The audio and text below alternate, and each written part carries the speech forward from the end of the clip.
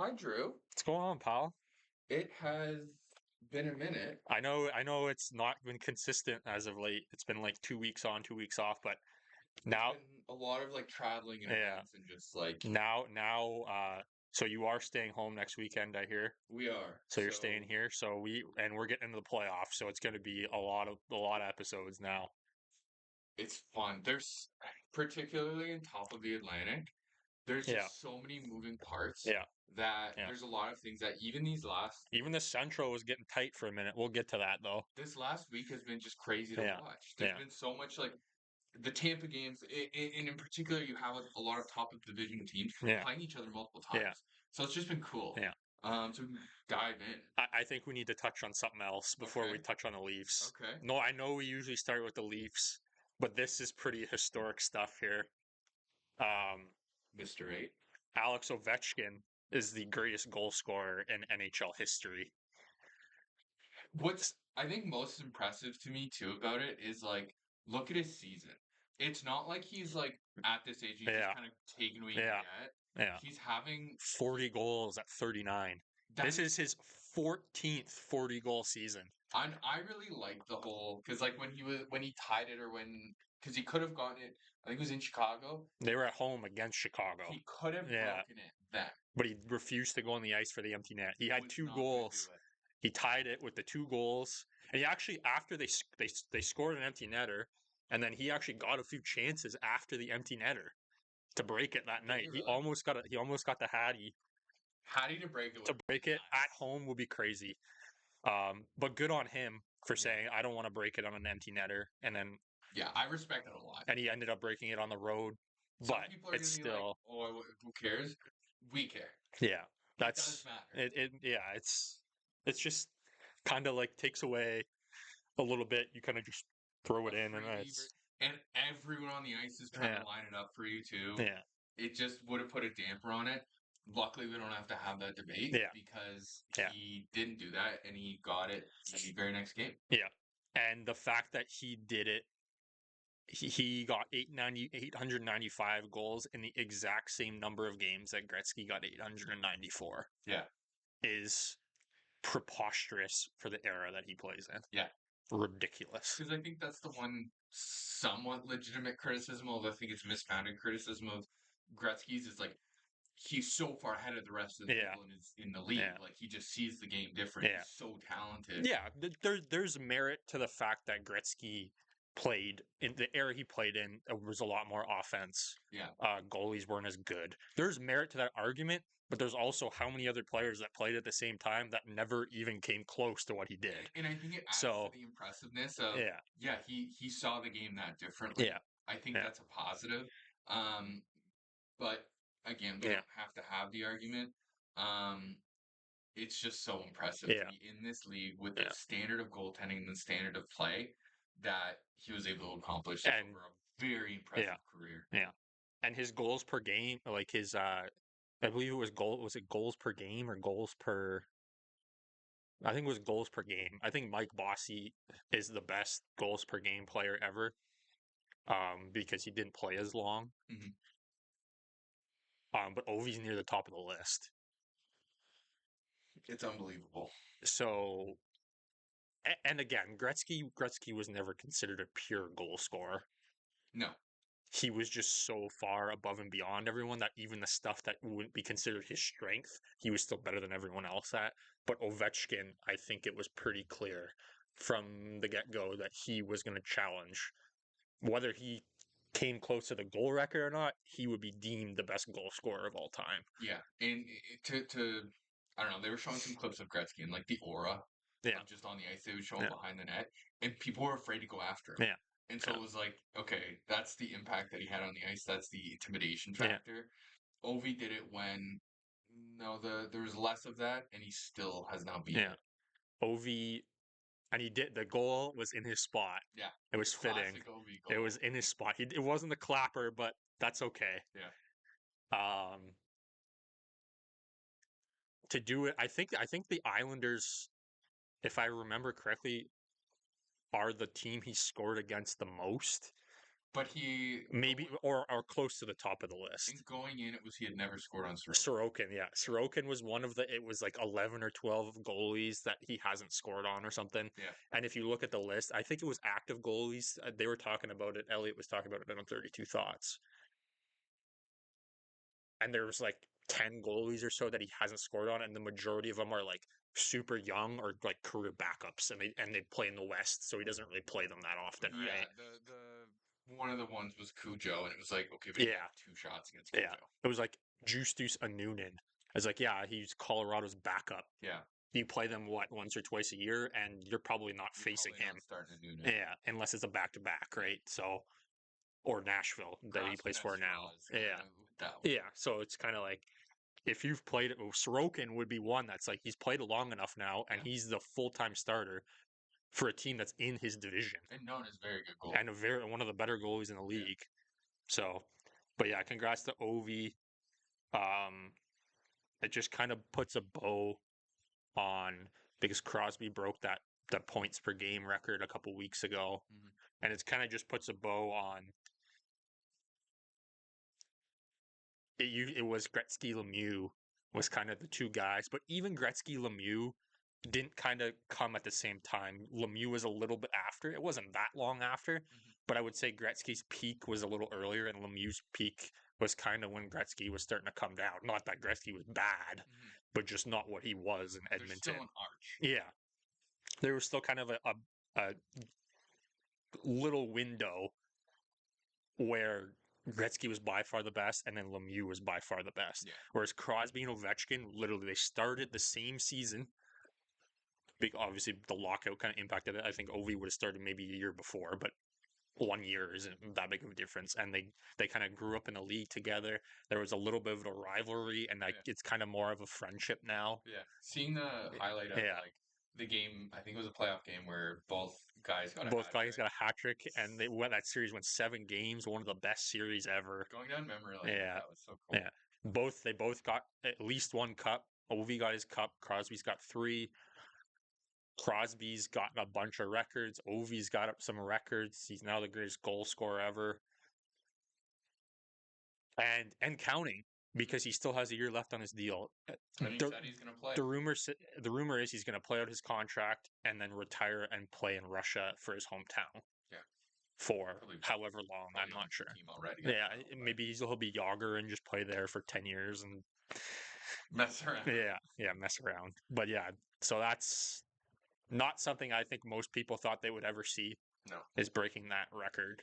No, because it seems so insurmountable. I mean, and this was one of the questions: is do you think anyone ever comes close again? I'm sure people have this conversation when Gretzky did it, but it's like here we are talking about the guy who just broke it. It seems unlikely, but I think it's unlikely, but it happened. Yeah. Well, nobody thought Gretzky would happen, right? One of the fun things is like the longevity of some of these players and what they can pull off and continue to pull off for an entire 20 years for some of these guys. Crosby and Ovechkin have been in the league for 20 years and have consistently been still the best players in the NHL. That's unbelievable. Yeah. So just 2 greats. Like the only time in sport I can think 2 guys at that level played against neck and neck at their peaks at the exact same time is Messi and Ronaldo. Yeah. In terms of team sports, there's some other individual sports, but team sports. You go down the pro bowling circuit. Like basketball, there was Jordan and Kobe and LeBron. They overlapped a little bit, but it wasn't at their peak. Kobe and LeBron a little bit, but Kobe was a little. He was already in the league a little bit. It was kind of his peak was when LeBron was still kind of young, and then when Kobe was at the end, LeBron was the best of the best, right? So it kind of even Jordan was at the end of his career when Kobe came in. It kind of it overlapped, but it didn't come together, right? Not where you have a Crosby. You know what I will say? I'll say Manning and Brady in football. Yeah, that's fair. Now close. Such a different. Yeah, football's very very different, but those are 2 of the best ever. Yeah, they kind of maybe not exactly the same time, but career peaks were similar. Yeah, because you have such variety that can happen because there's so many players on the field. Yeah, and everyone does something different. Very different roles. Yeah. No, it's okay because they're both quarterbacks. And did the same thing. Yeah. But just a question. But just appreciate Crosby and Ovechkin while you still can. Yeah. We're gonna see Ovi in the playoffs still. I believe he's actually resting tonight because Washington clinched first in the East. Yeah, I think the adrenaline of like build up to it. And he's an older guy. The fact that he scored 40 goals this year, he had a broken leg. Yeah. It was back like what, 5 weeks later? He 5 weeks. It took him 5 weeks to come back from the broken leg, and this is a guy who's never had like a bad injury in his life, in his hockey career anyway. When that first happened, it's like, oh geez, does that disqualify? Yeah, it could be next year. Yeah. Still did it with many games in hand. Anyway, speaking of the can anyone beat it? Obviously, out of all the current players, the number one candidate that people talk about is Matthews.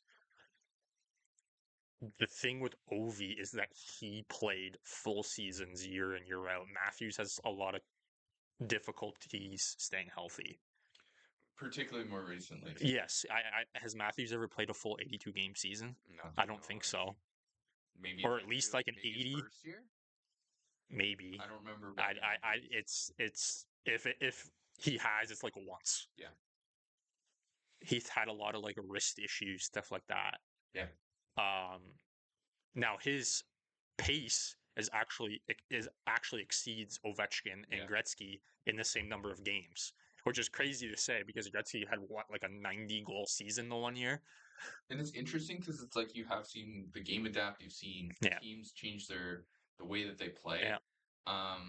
And you're seeing it now with the Leafs and Matthews, and like it's tough with the injuries. Yeah. Like he's still scoring goals. Not to mention Ovechkin's still gonna probably play another season, so it's not gonna stop at 895. No. If he scores another 40 goals, it's gonna be almost 950, right? So that's crazy. Yeah, it's crazy to do this. They're talking about can Ovechkin catch the record of regular season and playoff goals combined, which I think he is about 950 or something. Okay. Which obviously Gretzky holds. I don't. It might be a little higher than that. It would be tough if he's only playing one more year. I don't think he gets that. That would be a little bit more of a sprint. Unless Washington makes a deep run in the playoffs and he lights it up. Yeah. And he lights it up. Yeah. That would be a. If he can get another 10 and then they do another playoff run next year, then you could see it. Then you could see it, yeah. And then there was some that were talking about like all pro hockey combined. So you combine like Gretzky playing the WHA for a couple of years. You combine that and playoffs, and then so Ovechkin, you would combine his KHL stuff before he came into the NHL. But that's even further. That's like Gretzky's like over 1,000 or something. Yeah. So I don't think that's happening unless Ovi plays 2-3 more years. More seasons, or you're going to start counting the Russian league, which is, I don't think a good idea. Anyway, so congrats to Ovi. It's something to witness. It is and it isn't nice to see. I don't want to say it's nice to see because I obviously want Canadian people to always be on top. But I like to see that a different country has like a major record. Yeah. I know it's Russia, so it's. And frankly, I think the legend of Gretzky doesn't get like crushed just because he lost one thing, right? No. And so it's like it's cool to see it spread around to honor the variety of players that have played the game. Yeah. I think that's really cool. And Russia was kind of like the first hockey power to challenge Canada, right? Yeah. Some people would argue that they were better than Canada back then because those guys played together all the time. Canada's teams were kind of just melded together as all-star teams, whereas Russia, we play every Olympics, we train together, we do everything together, and we're the best of the best in our country. Obviously, Canada won a lot of those tournaments, but Russia was no easy out. Yeah. And for Ovechkin to do that, it's good to see that. I obviously want Canada to always be the best, but you don't want it to be easy. Yeah, you want to feel like you wanted it to be entertaining. You earned it, right? It's the issue with basketball, right? It's like you just throw together. It's the issue for most sports outside of like soccer, team sports outside of like soccer. Yeah, like I know. Baseball's a little more even, but you go to the Olympics and you have basketball. It's just a waste of time to me. But it's just like it is a little more competitive than it used to be, but it's kind of a joke. The U.S. is making the final. Yeah. Like no other country has a league like we do. The past Olympics, the U.S. team has. So you take 12, 13 players. Half of them are already Hall of Famers, and the other half are probably on their way to being Hall of Famers. I'll bet you if you put Steph Curry, LeBron James, Kevin Durant, all on the same team, I bet you they're pretty good. Yeah, I bet you they might win. I know Luka's Luka, but yeah, one guy. And there's a ton of talented players.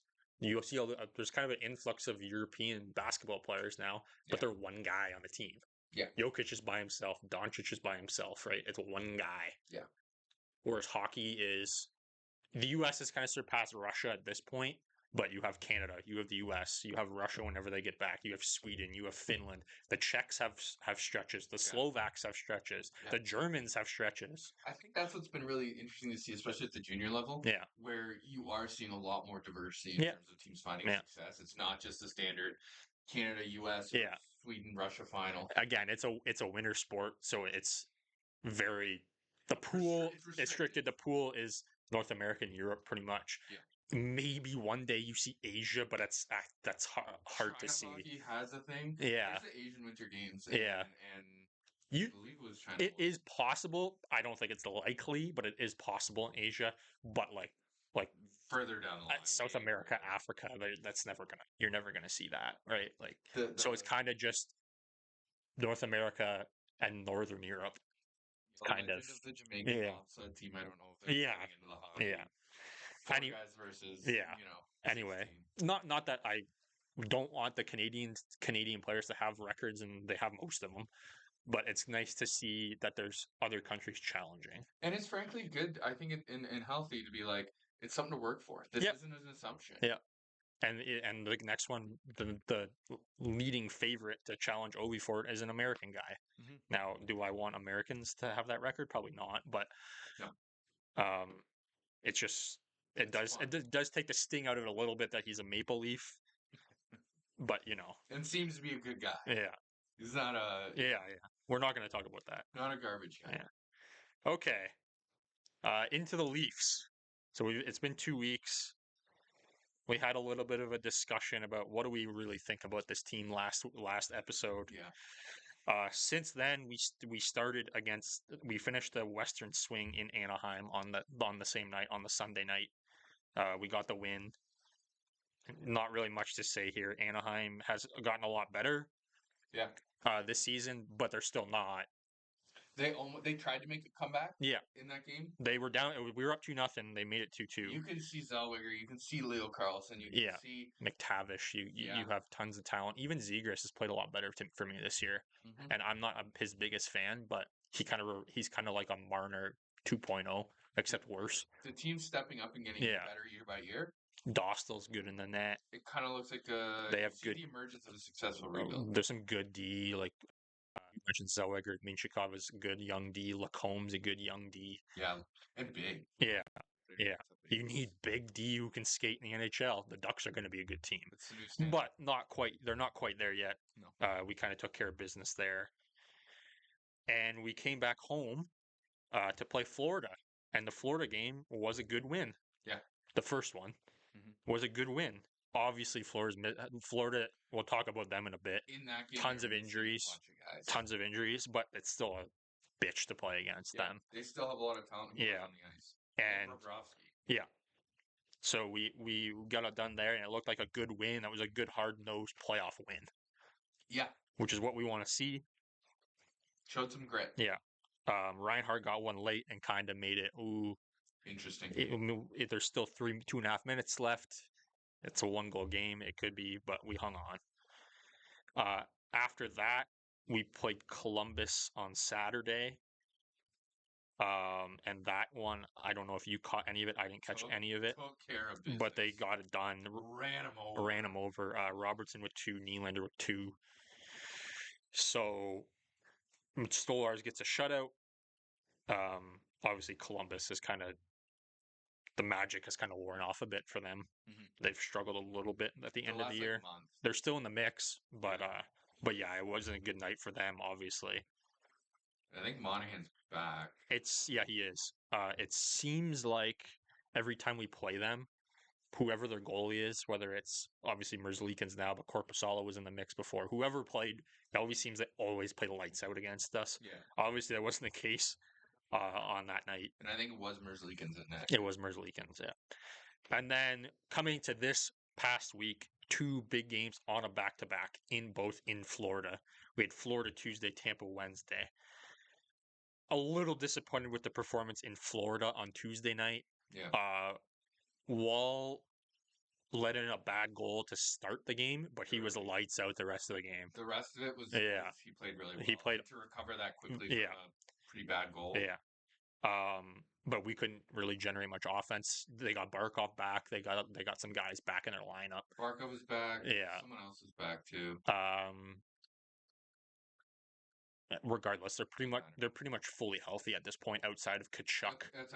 Outside of Kachuk, like Forsling's back. Ekblad is suspended, but the lineup is close to what it will be in the playoffs.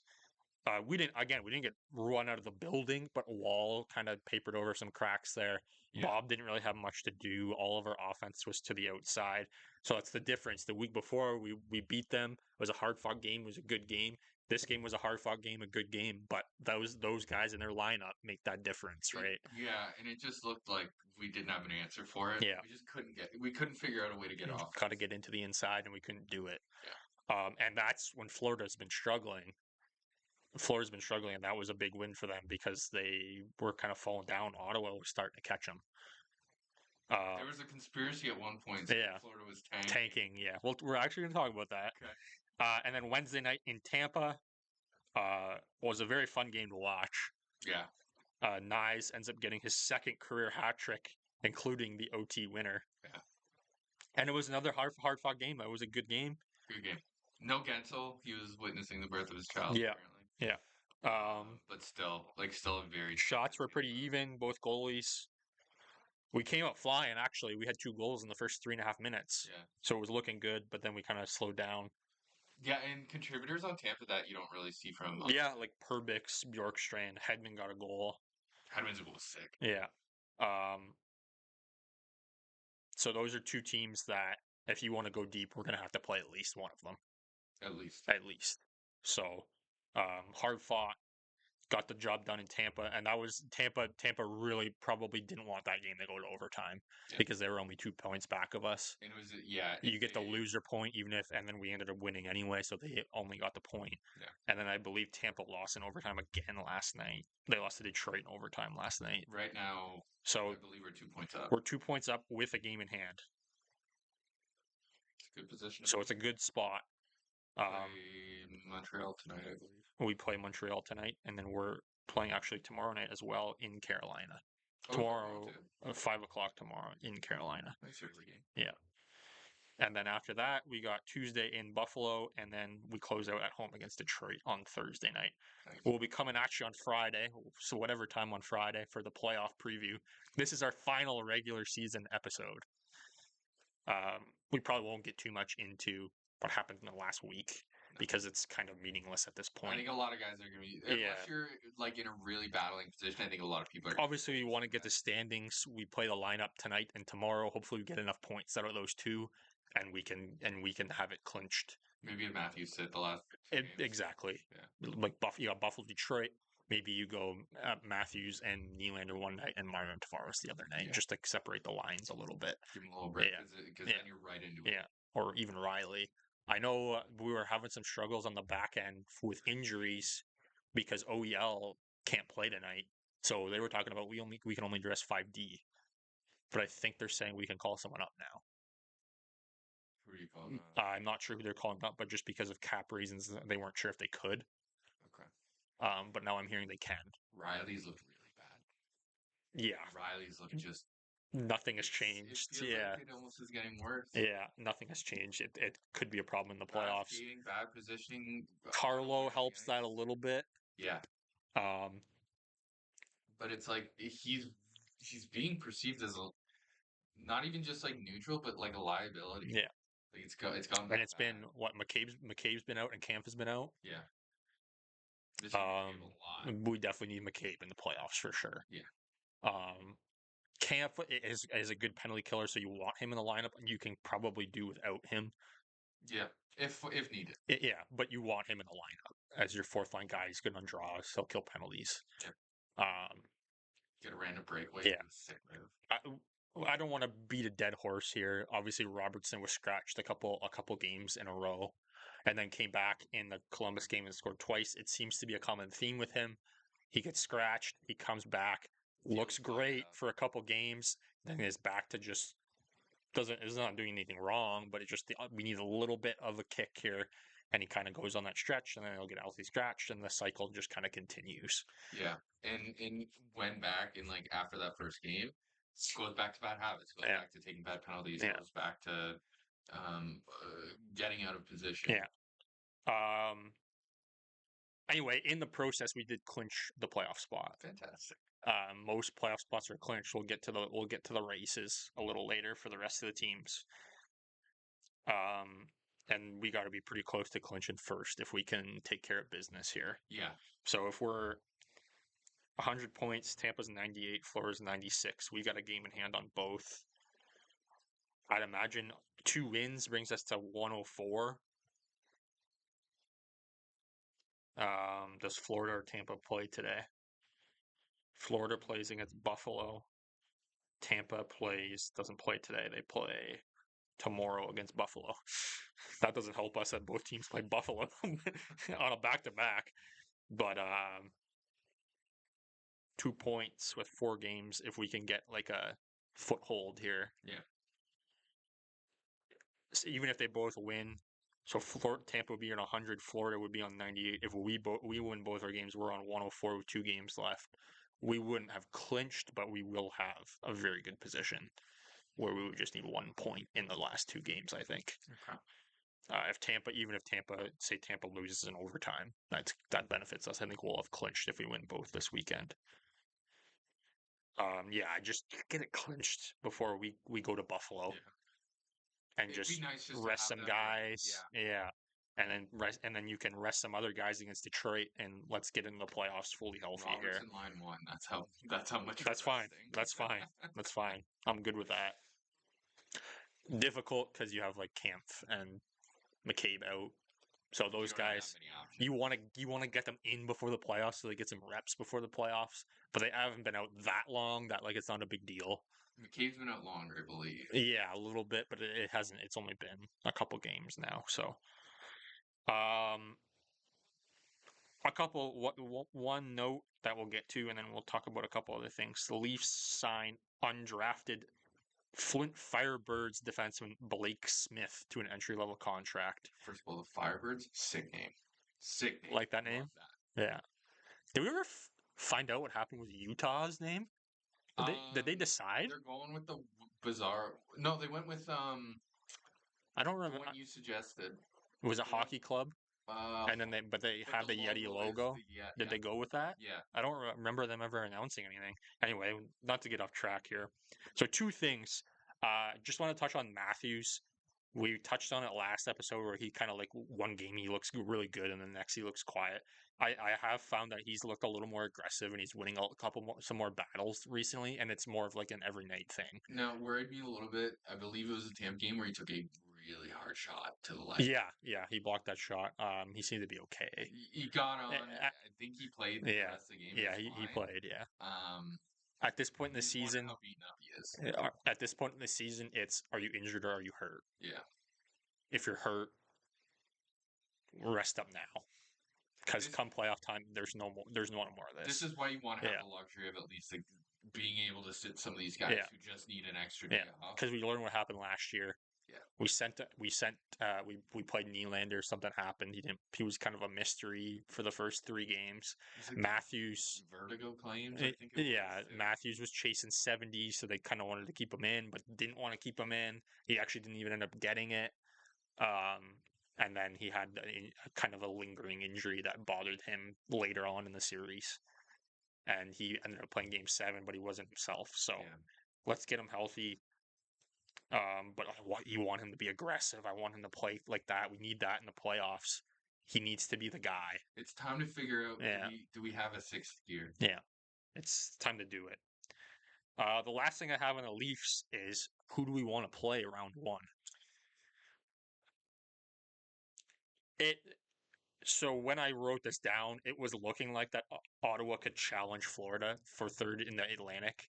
Florida has pulled away a little bit now. Yeah, it seems a little less It likely. could still happen, but Florida would have to lose pretty much every game, and Ottawa would have to win out. I still think you want to play Ottawa, and if not Ottawa, I'd prefer Tampa. But given that that I seems don't less think likely, Tampa's happening. which means I would go with Yeah, Ottawa. between Tampa, Florida, and Ottawa, on paper you would say Ottawa. Now that Tampa's kind of unrealistic, I don't think that's happening. It's Florida or Ottawa pretty much, and even Florida is probably unrealistic. It's looking like Ottawa. So on paper, it's probably the best matchup. But we out of those three teams, Ottawa has been our toughest opponent during this season. I believe they won last night. They won. Ottawa beat Montreal last night. Montreal could have clinched last night. Montreal's on a hot streak. Yeah. There's also an element I think of like, and this is something I've just been thinking about the last 2 days, is do you want to take Florida if they've really found their playoff stride? Do you want to deal with that once they've got the engine going, the engine form? Florida's our worst matchup. It's and I tend to agree. Yeah. It's just okay. Maybe Kachuk's back. He's at now had a full series in him. You've got the chemistry going maybe with Marchand. They found their stride, and you're gonna have to go with a warmed up team versus someone who's okay, fresh series, no playoffs, just getting back. Can they actually put it together? I think that's the only trade off. I still agree. I still think Ottawa is a far easier matchup. Now, not easy flat out, but easier than Florida. I kinda okay. We've struggled with Ottawa. I think based on style of play, Tampa would be our best matchup based on style of play. Yeah, agreed. But Tampa will have not a little more, a lot more playoff know-how than what Ottawa will. Mm-hmm. Now, Ottawa's a very physical style of play, and that could translate as long as Ullmark is playing well. Ottawa's in a good situation. Yeah. I don't think they're quite there yet defensively for the playoffs. They've gotten better depth, but I don't think the depth is there to where like they're a serious depth contender. I will say Ottawa because of the lack of playoff experience. Now that's a lot of my comes from. Obviously, it's you can laugh at that because we're Leafs fans saying that. Now the Leafs don't necessarily have a lot of playoff winning experience, but they have the longest streak in the NHL of making the playoffs. And there is an element of game changes. Yeah. If you've not played if you've not played the style of hockey change, then there's a little bit of a figuring out. And you saw it with the Leafs early on in this generation of a big learning curve of how the hell do you play against, Florida or Tampa when they're gamers. Yeah. And I think we've gotten better at that. And so we have that little bit of an edge. Yeah. And we have beaten Tampa in a series. They're the one team we've beaten in the series. Now, I think this Tampa team is probably better than that Tampa team we beat because that Tampa team was coming off 3 years in a row of being in the Stanley Cup final. They lost a little bit of depth because they won the cup, and I think they were suffering with some injuries. And Stammer was out. Stammer, I think, was kind of in and out of the lineup. It was it's kind of like not the Stamkos of old, right? Another even just in and Vasilevsky wasn't on his game that series. Where he's been one of the better goalies in the league this year. Yeah, and I think he's kind of found his game again. There was another major injury, so I do think there's an element. It's not. There's an asterisk, I guess. Like if you're really kind of analyzing it deep, every team's gonna have injuries. It's the playoffs. Yeah, Tampa was still coming off 3 cups in a row. They're still Tampa. They're still. It's just kind of like okay, like these guys are drained here, and now they've kind of had a couple years in a row of early exits. That's 2 years in a row they've lost in the first round now, right? Yeah, because they won in 2021, lost in the final in 22, and then lost to us in 23, and they lost to Florida last year in the first round, so 24. So 2 first-round exits. Call me crazy. Sorry, this is completely off topic. Do Braden Point and Hagel kind of look alike? I always try and visualize them, and I don't think like if you look at them like just them without hockey equipment on, then no. But if you like look at them on the ice, they do kind of look similar. I see one on the ice, and I'm just like, what's the number? The kind of like body type and Yeah. yeah. Anyway, I can off see that. topic. Very off topic. So yes, I would say because Tampa has a little more playoff know-how, I'll go Ottawa. But style of play, I'd rather play Tampa.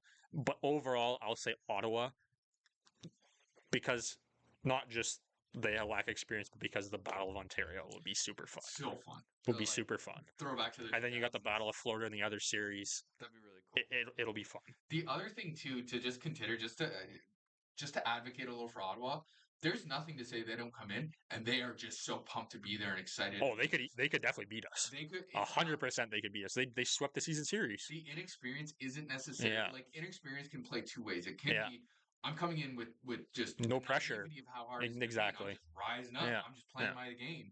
Or it can be the deer in the headlights. You know, I don't think Brady Kachuk's gonna have a problem playing in the playoffs. no, I don't think Allmark's gonna have an issue. Yeah. And those are two of the big names that are gonna be game changers for that team. That's Allmark's been the difference this year.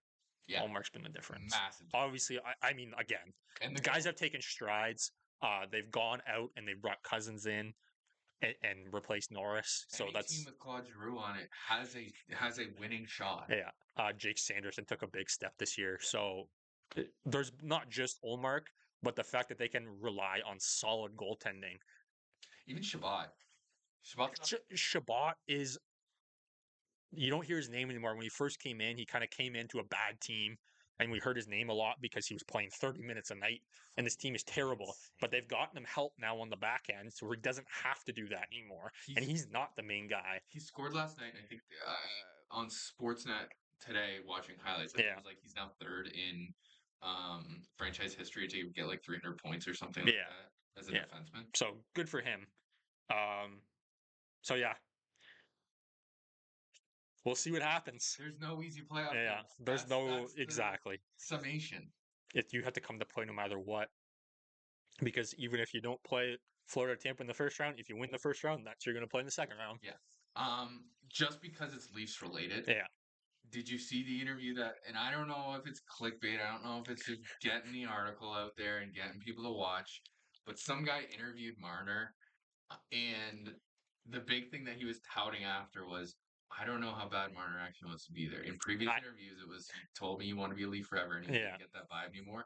I think it's a lot of clickbait, but I think it's a little bit of clickbait. I think there's something. I don't think Marner doesn't want to be here, but I think Marner. This is my opinion. I could be wrong. I love putting up Marner too. I think Marner, because he grew up in the area that he wants to be a Leaf, but I think he's going to prioritize money before he prioritizes staying in Toronto. And again, it's not an easy place. It's the hardest place to play. You're the center of the hockey universe. And especially as the hometown guy, you're the biggest scapegoat. And I'll admit that he's the biggest scapegoat. Not that it's all entirely undeserved, because he's only one guy on a whole team. You don't hear the same criticism of Matthews. Oh, yeah, exactly. But guys like Matthews, guys like Miller, guys like Tavares have shown glimpses of they can do it in the playoffs. And the role that they play, very, very hard to find. Very good at it. Nylander in particular, playoff rising to the occasion. And Matthews is the next best goal scorer after Ovechkin in the NHL. So you may not be able to plug and play an exact Marner replica, but you can get 85% of a Marner replica for half the price, 2/3 of the price. Listen, I don't want to harp on Marner here. I just thought it was interesting. I didn't. Is gonna lose their goddamn mind. I think it's a little bit of clickbait. I do think if he truly wanted to be here, the deal would be done already. I'm not saying he doesn't want to be here, but I think the priority is getting his bag, which everyone is entitled to do. Yeah, we live in. He's entitled to do what he wants, right? But even if he still wanted to be here, if money is the absolute priority, he's going to try and maximize that value by showing he can do it. He's had a great regular season. That's not unusual, but a phenomenal regular season. Pushing 100 points. He could be getting it this week. Yeah, if he can show it in the playoffs, then he's betting on himself that he's going to justify the bigger pay. So we'll see what happens there. I don't want to listen. I want to put that away until the season's over. When the season is done, when the Leafs are out, or in June if the Leafs go to the final, who knows, right? We're when the Leaf season is done, we can start talking about that. But I think for now we put it away. The focus is the playoffs now. Yeah. Prove it now. Prove it. Just had to throw it in there. Yeah. Okay. That's all I got for the Leafs. You got anything else for the Leafs? No, that was the only other thing. All right. So across the league, some notes here. This one's unfortunate. Winnipeg prospect Chaz Lucius has retired from hockey after being diagnosed with Ehlers-Danlos syndrome. Okay. I'm not entirely sure what that is. He's had a lot of, I think, like, I don't know if it was tissue or cell or something issues throughout his career, throughout his young career. And it was kind of like they didn't really know what it was. And he thought he was just kind of unlucky. But now they've kind of found an explanation. And doctor said, like, I think This is done. I think you have to retire because, Practice your life. yeah. Yeah. And I think it's common with like even you find these like NCAA guys that aren't quite Yeah. like gonna make it to the big leagues. Yeah. You're still competitive enough. You're still Yeah. driven enough. You're gonna be successful in Yeah. whatever it is you decide to do. It's just tough because that's a guy who's your entire life has been You about love the game of this hockey. goal, right? And now they're telling you can't do it. Yeah. He doesn't even get the chance to try, right? Where it's Yeah. like if he doesn't make it, but he tried and it didn't work out, at least he had the chance to do it. Yeah. Or it's like in this case, it's kind of like it's being taken away from him. Unless your name's Johnny Manziel, you're gonna be fine. Yeah. Okay. So obviously we touched on the NCAA tournament starting a couple weeks ago. It's the Frozen Four this weekend. Some big names that were eliminated that have since signed. You got Boston College forward Ryan Leonard has gone to Washington. He actually scored the empty netter in the game we were talking about earlier with Ovi. And that's the guy that's the most NHL ready now out of all these players. He's ready to go, and he'll be a good addition for Washington, and he'll be there for years to come.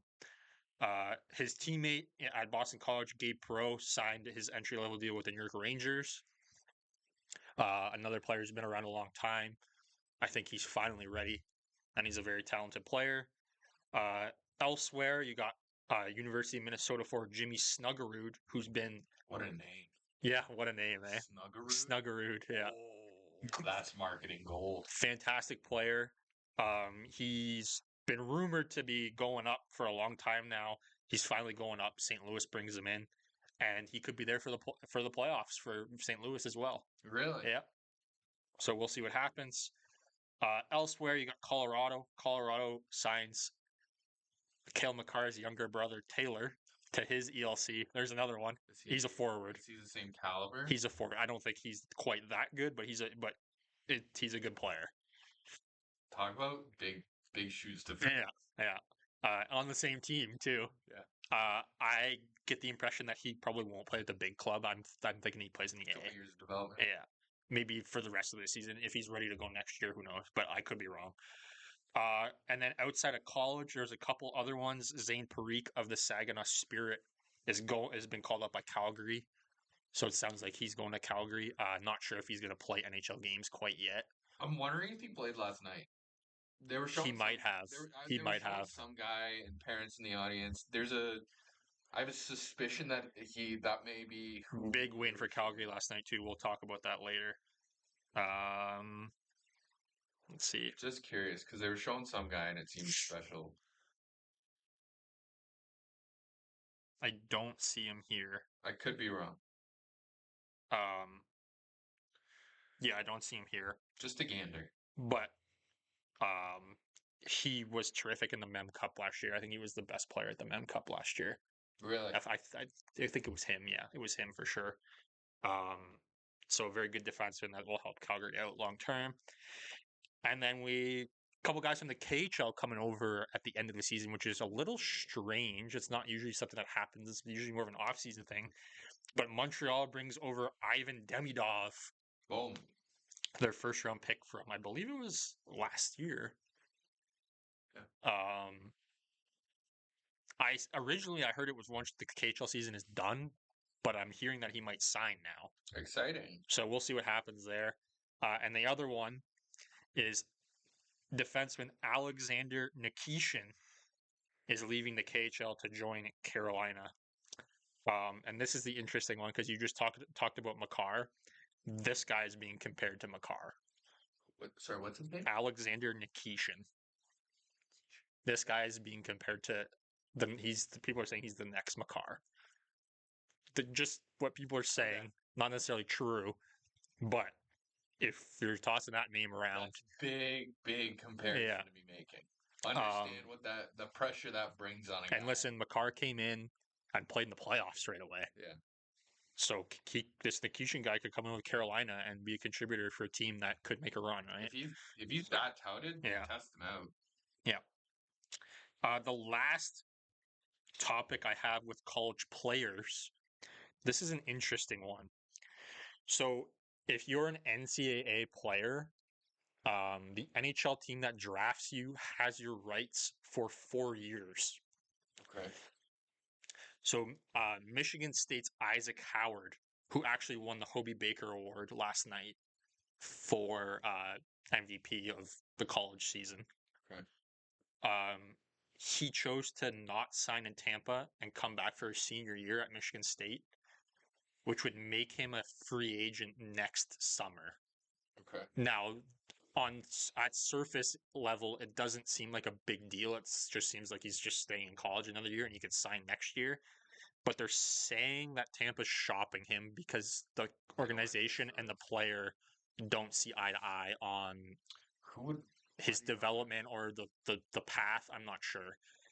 Howard has said that he's not like he doesn't come out to and expect to play in the NHL right away.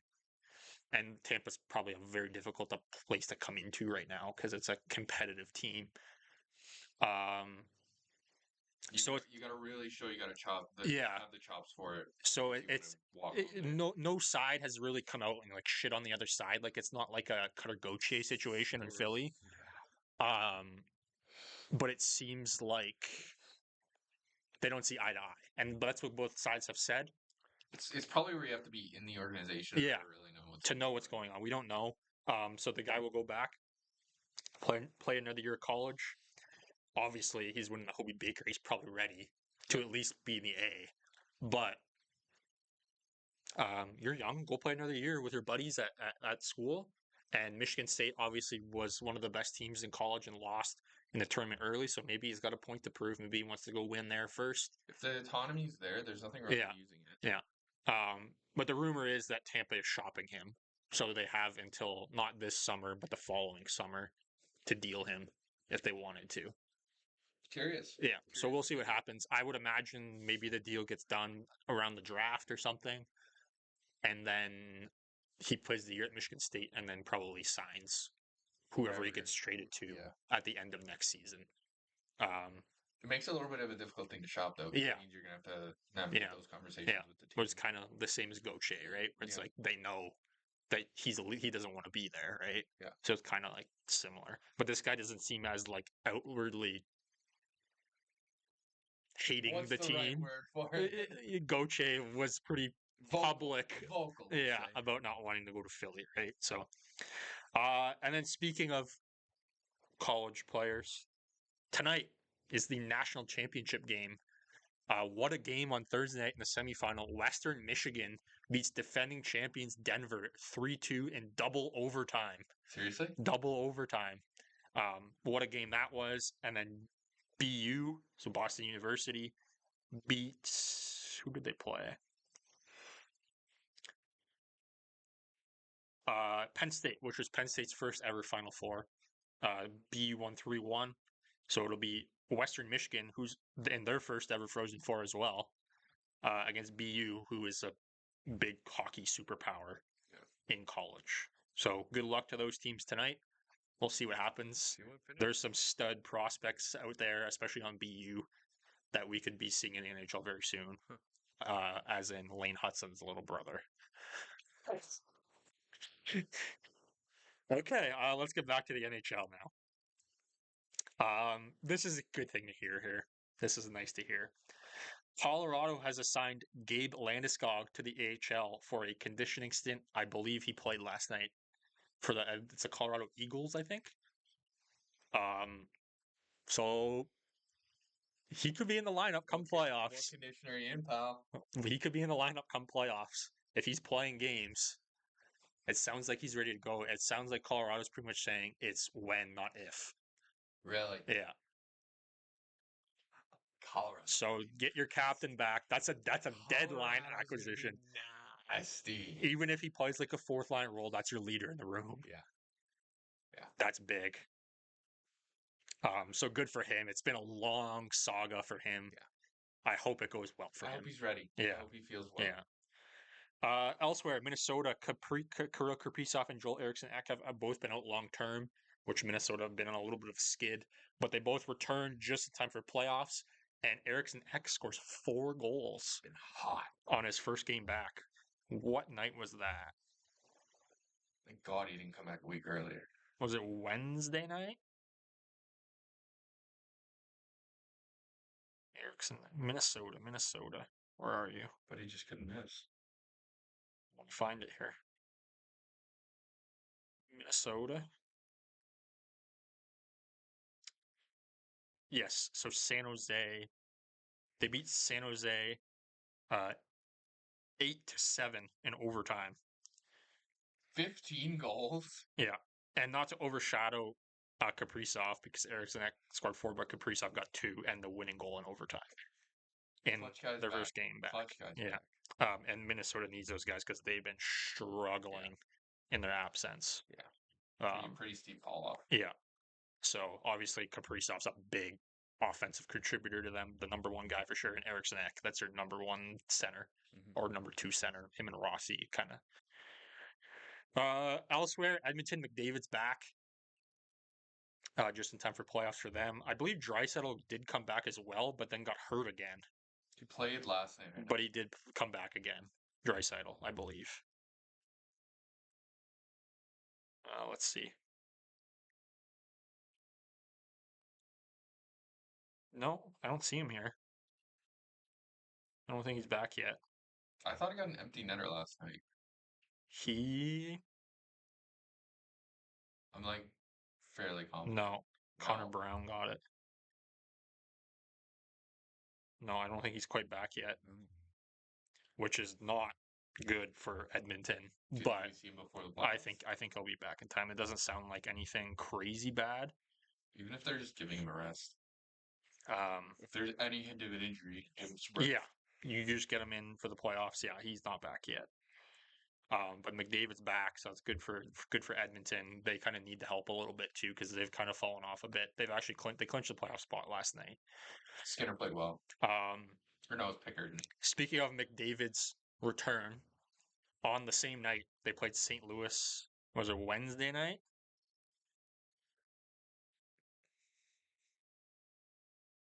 Let me see here. Yes, Wednesday night. We spoke on this player's maturity level seeming to come back, especially what he did for Canada at the Four Nations. But the snap show, Jordan Binnington has returned. I love it. The guy just... So Corey Perry basically kind of came in and knocked Binnington in the head with his knee, which was, at first glance, it didn't seem that bad. But when you look at it from another angle, he kind of hits him hard. And Binnington didn't like that. Binnington goes after Perry. Kind of a big scrum ensues. Perry ends up fighting... I don't recall who he fought.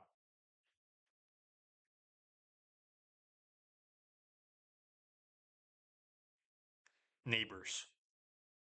Yeah. And it kind of popped off from there. So Binnington, probably not good for his game. Binnington was down too. Yeah, he was on. Oh yeah, he was on the ice, sprawled out to try and believe cover the puck, and Perry comes in and knees him in the head. When you look at it, I don't think it's intentional, but because of who the player is, I think it's very possible that it is intentional. No offense, but all offense. Corey Perry's a scumbag, and I hope he has paper cuts for the rest of his life. Wow. But yeah, Madman Binnington is probably not good for his game, but it's good for the NHL news. Especially because it's like in the Four Nations, he Yeah. seems so calm, cool, and Yeah. collected. This year he's kind of gotten a lot better with that, and so hopefully it's just kind of like a entertainment purposes we want to see it, but like for him, he probably doesn't want to do too much of that to stay focused on playing goal, right? Obviously, it's Because he's been like that. yeah. I mean, obviously, in this situation, it's not what it was before, where it wasn't like the slightest thing set him off. This is kind of like the guy goes at pretty much knees him in the head. Like that's a And little frankly, different. the puck wasn't anywhere near Yeah, him. yeah. So Nowhere near his head. yeah. Anyway, we've touched on Makar. We've said Makar's name a couple times. Kel Makar has scored 30 goals this year. He's a defenseman. He's fucking incredible. He's a freak.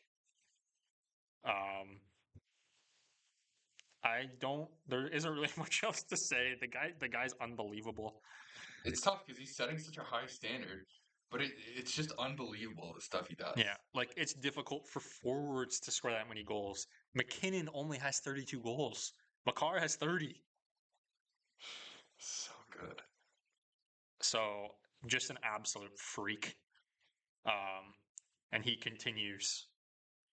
You want to know what's almost worse? Sorry, I'm just watching this fight through again with Bennington. Bennington attacks Perry. Perry continues to be willing to throw punches at him. Yeah, yeah. Have a little dignity and like a little bit of like, I don't know, accountability.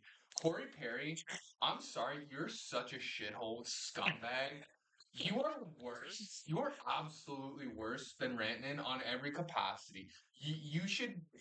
I hope everything bad possible that is not life threatening or financially unwell happens to you. I hope you're caught in a gambling scam. I hope that your car shuts down in the middle of nowhere. I hope that your CAA membership or AAA membership or whatever the fuck you're using expires when that happens. I hope you run out of gas. I hope that nobody answers your call, your cell phone dies, and you gotta walk like 3 days straight in order to get anywhere. You're a horrible person. Corey Perry eats shit. That's it. The fact that you put Rantanen in the same sentence as Corey Perry though, like it's not. It's I know you have a problem with like the way Rantanen handles stuff, but like not even anywhere near the same level. Are you saying Ducks Corey Perry wasn't very good? No, I'm not saying the player's capabilities. I'm saying the level of scumbag. Like you got to put like Brad Marchand in that sentence, not Mikko Rantanen. But I'm not talking about like off ice shit. I'm talking about on ice scumminess. They don't have a Kelsey's here. They don't have an Outback Steakhouse here. I want to go somewhere else. He's not American. They don't have my favorite canned fish that's fermented for 18 months and served over toast. Okay. Anyway, Anyway, yeah, Corey Perry. I don't know. I kind of want to know what happened to that guy because, like, I don't think he was that much of a scumbag with Anaheim, was he? not with Anaheim, but like once he's well, a little bit with Anaheim. Like, he was a hard-nosed player, but I don't remember him ever being like this. We'd have to go through highlights to be like to make a judgment. I think because it's been so long. Yeah, like this is a guy he's been like a 50 goal scorer. Yeah. The big turning point for me was the John Tavares injury. Yeah, well, yeah. Obviously, since he's left Anaheim, it's been a little different. But I hope your window gets broke every time, every single day. You get 365 days. And for people that said that wasn't on purpose, shut the fuck up. It was absolutely on purpose. Anyway, we're off the rails here. Okay. We gotta settle Jack's heart rate. Clip it. So yeah, Makar's 30 goals as a defenseman. That's nuts. Just a freak. Who's the last defenseman to get 30 goals? I want to say I saw it somewhere. It was maybe Brian Leach. That's a throwback. So, but also, like, he was and like, Colorado boy, wasn't he too? Like played for Colorado. Played for Colorado. At least a little bit. Maybe a little bit. Mostly known for his time with the Rangers. NHL 2006, the video game. Yeah, well, that's like end of Brian Leach's career. I'm talking like 90s New York Rangers Brian Leach. Yeah. Okay. Yeah. Going into the net here. Okay.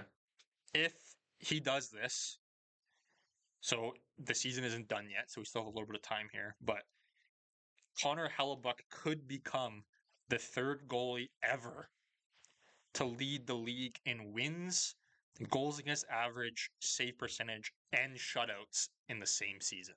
He's so good. Only the third goalie ever. Only two other goalies have ever done that. He's so. Who are the others? I didn't see who the others were, but he's so good. That's unbelievable. In like this particular season, yeah, like he was always good, but this particular season seems to be such a standout yeah. season. It's so obvious that like this is core to Winnipeg's success. Yeah. If he can, you never know. Yeah. You never know. He's got to play like regular season Hellebuck, not playoff Hellebuck come playoff time. If he can continue to go and Winnipeg can get some pops and goals in, and you get some guys who get some grit. And you never know what can happen. This could be a deep one. He is also just the 7th goalie in NHL history with 45 wins in one season. 45 wins. 45 wins. And we're talking an era where goalies don't play anywhere near as many games. No. Him and Vasilevsky are the only two guys who have massive workloads. If you're playing a below 500 team, your backup's probably starting. Yeah. Like, that's for most, kind of the standard these days. Yeah. At least like especially on a back-to-back. Like you have a lot of back-to-backs. Goalies don't play 2 nights in a row anymore. That's pretty much the only time Hellebuck or Vasilevsky don't start, right? And some of the best teams are starting to do more of the, back and forth continuously throughout the season. Obviously, it's more of because of the style, it's a lot harder on the knees, on the ankles, on the hips. So you got to kind of be careful with goalies more, whereas before it was more of a stand-up style, so the injuries weren't as common. Brodeur. Yeah. Brodeur playing 80 games a season. I'm looking forward to next week. Looking forward to next week in terms of discussing who starts the Leafs. Who starts the playoffs for the Maple Leafs. We'll save it. I think we save it. I think I have a pretty good idea. I think you probably have the same idea as me. But we'll save that. I think based on what the starts have been recently, it's pretty clear cut. Yeah. They've been testing waters. Yeah. But yeah, I would be willing to guess that Brodeur is one of the other 6 goalies that have 45 wins in the season, because not many other goalies have played enough games in the season. But yeah, just a freak Hellebuck is. And to be on a winning team doing that too, to have that volume of starts, to have that success. I think there's a thing to say both ways. Obviously, because of the injury standpoint, you kind of don't want your goalies playing that many games. But come playoff time, if you're like pretty much like for the Leafs we'll use as an example here, are pretty much a straight split for most of this season, right? Yeah. Outside of when one was hurt, but one guy would play more games. But like if they were both healthy, it's pretty much a straight split for the most part. I think Stolarz maybe played a little bit slightly more, but it's very similar. Yeah.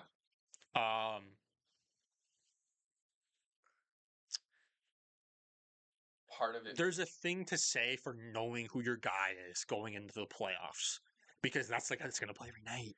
And in the playoffs, and having that guy used to the work. Yeah.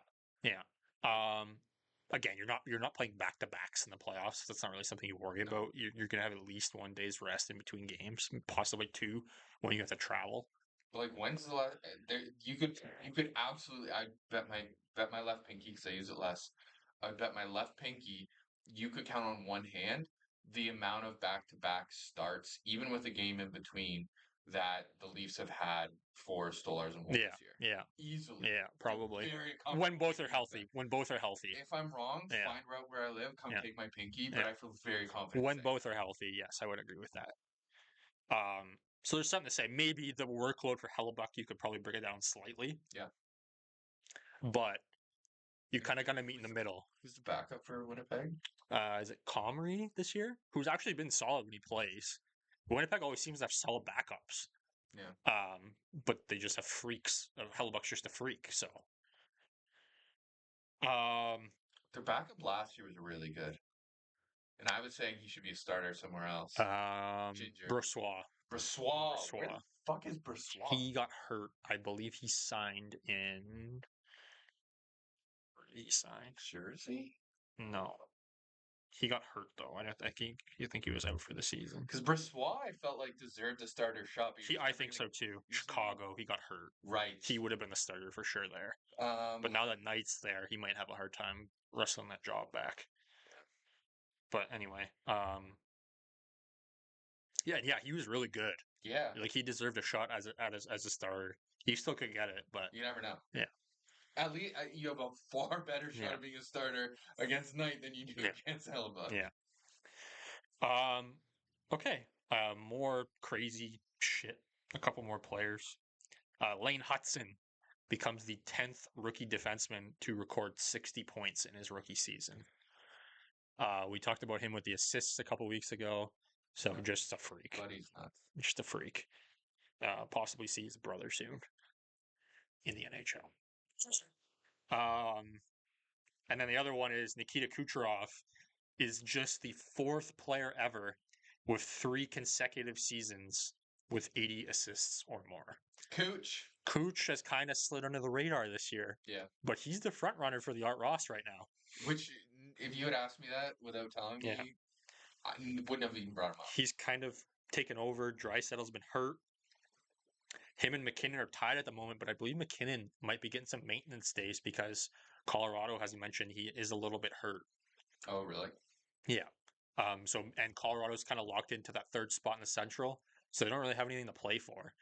So I can't see him playing. Let him get a little rest. Yeah.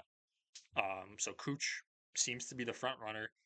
They have a 10-point cushion on Draisaitl now, who might not even play again the rest of the season, regular season. So he's in the mix to win the Art Ross, and he should be in the mix for the Hart.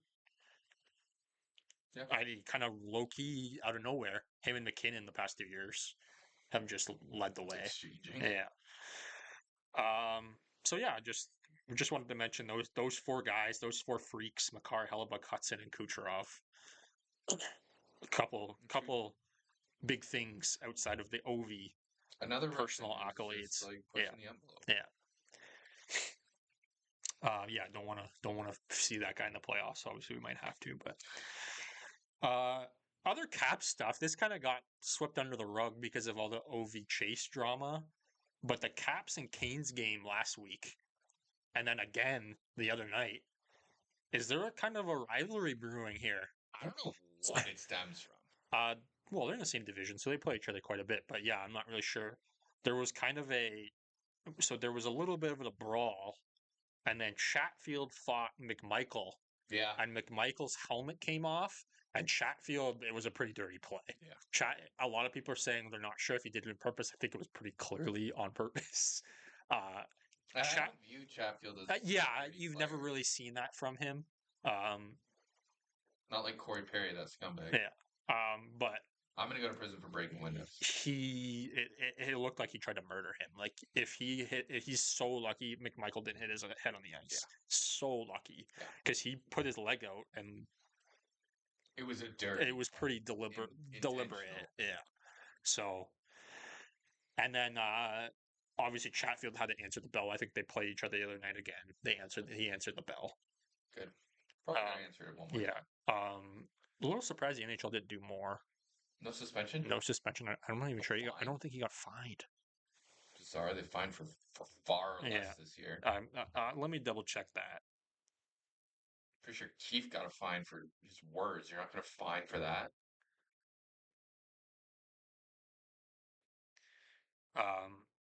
Chatfield, good. No, he's not from Windsor, but he played for the Spitfires. I want to see. Oops. Versus McMichael, not Duhaime. Duhaime came flying at him. He was not happy about it. Rightfully so. Let's see here. Let's watch it again. Call on YouTube. Ad, of course. Well, I want to take this time to officially announce that we are sponsoring a sponsor of Tim Hortons sponsoring this episode. So Excuse me? We are fully sponsoring and endorsing a third-party sponsor who is trying to pursue Tim Hortons as a sponsor for us. So really, we just hope that Tim Hortons sponsors. This is the first I'm hearing about it. It's a new venture. So we're sponsoring the idea of a sponsorship that Tim Hortons should sponsor us. So really, if you get into this, this is a triangle of sponsorship that is starting with us in order to get us at least a $10 gift card for Tim Hortons. Okay. $10 gift card. I will not try this dog shit flatbread pizza, but I will enjoy a dark roast coffee with one milk. Yeah, Chatfield kind of flings him around. He kind of sticks his leg out to trip him and then like flings him around. McMichael's really lucky he doesn't hit his head. That could have been dangerous. Don't be a scumbag. Yeah, don't be a You'll scumbag. end up with a broken window when you're living in Edmonton. Just wanted to touch on this. I didn't have it in the notes, but my hometown Windsor Spitfires against Jack's hometown Kitchener Rangers in round 2 of the OHL playoffs. Windsor smashed them in game 1. This guy Greentree seems nuts. Greentree and Washington's Protas's little brother are nasty. Yeah, I think Greentree had did he have a hat trick in that game? He might have. I'm not sure what he ended up with. Yeah, but he looked good. Yeah, he looked very good. Yeah. So game 1, we'll come back. Yeah, game 2 tonight in Windsor. Jack's mom is an usher for the Kitchener Rangers. Yeah, if you ever go to a Kitchener Rangers game, say hi to Sarah and give her a Tim Hortons gift card for $10. Okay, calm down. So yeah, the Caps Canes. There could be a rivalry here brewing, and there's a very real possibility they meet each other in round 2 of the playoffs. That'd be electric. Yeah, it'd be fun to watch. Love it. Yeah. You think this is bad? Wait till playoff hockey. Yeah, you exactly. Think it's not going to get a little bit more intense? Yeah. Okay. Just we'll shout out Vancouver. We'll give Vancouver one more positive thing. Okay. This is their last positive thing for the season. So the other night against Dallas, they were down 3 with 1 minute to go, and they scored 3 in the last minute to tie the game, and they ended up winning in overtime. They are the first team ever to overcome a 3-goal deficit with a minute or less left and win the game. I remember losing my mind and giddy a couple winters ago when the Leafs did it with 2 goals with under a minute 15 or something like that. I lost my mind. Yeah. 3 in under a minute. It's tough to take 3 face-offs and get into the zone. Yeah, 3 in under a minute. I believe Pius Suter got 2 of those goals. That's nuts. Yeah. So what a comeback by Vancouver. We'll get to them. Just wanted to shout out that comeback. Okay. St. Louis. Heater. Still going. It's been snapped a little bit. They lost the other night. But before that, 12 wins in a row. And we were talking about them being hot before that. Team wanting it. They are in the mix. Not quite as much of a comeback, but is this the 2019 St. Louis Blues all over again? I want Toronto to win the Stanley Cup. Oh my God. These guys are freaks. They've lost 2 now. They lost to Winnipeg and Edmonton, but before that. And you know what? No one's going to shake your head too hard. Yeah. Those 2 teams. But it seems like those players that everybody wanted to step up, Thomas, Kyrou have seemed to have stepped up. Holloway's a major addition. He's been hot on fuego since the 4 Nations. Yeah. And then you have the usual suspects who just play their game the right way. Your Brayden Schenns, Colton Parayko, Cam Fowler's a good addition. The young rookie Zach Bolduc, who in most seasons would be getting Calder recognition, but because the freaks this year. Is Buchnevich in? Yep, Buchnevich does well. I thought he might have been hurt. Broberg has been a good addition. So some guys that aren't going to be getting the most attention around the league just coming together and getting. Snuggerud is playing as well. Snuggerud is playing. Obviously, and then obviously Binnington has that reputation. If there is not a sponsorship by the Snuggie, that is such a missed opportunity. Okay? Just floating that free marketing consult right there. There you go. So St. Louis is still battling for a playoff spot. They're not quite clinched just yet, but they put themselves in a very good position. Nice. So we'll see what happens there. Florida, we touched on Florida. They're sliding a little bit. We talked about we can talk about the tank and stuff a little bit if you want here. Sure. The tinfoil hats are out saying that Florida is tanking. My tinfoil hat's never too far away. So that they meet Toronto in round 1 of the playoffs.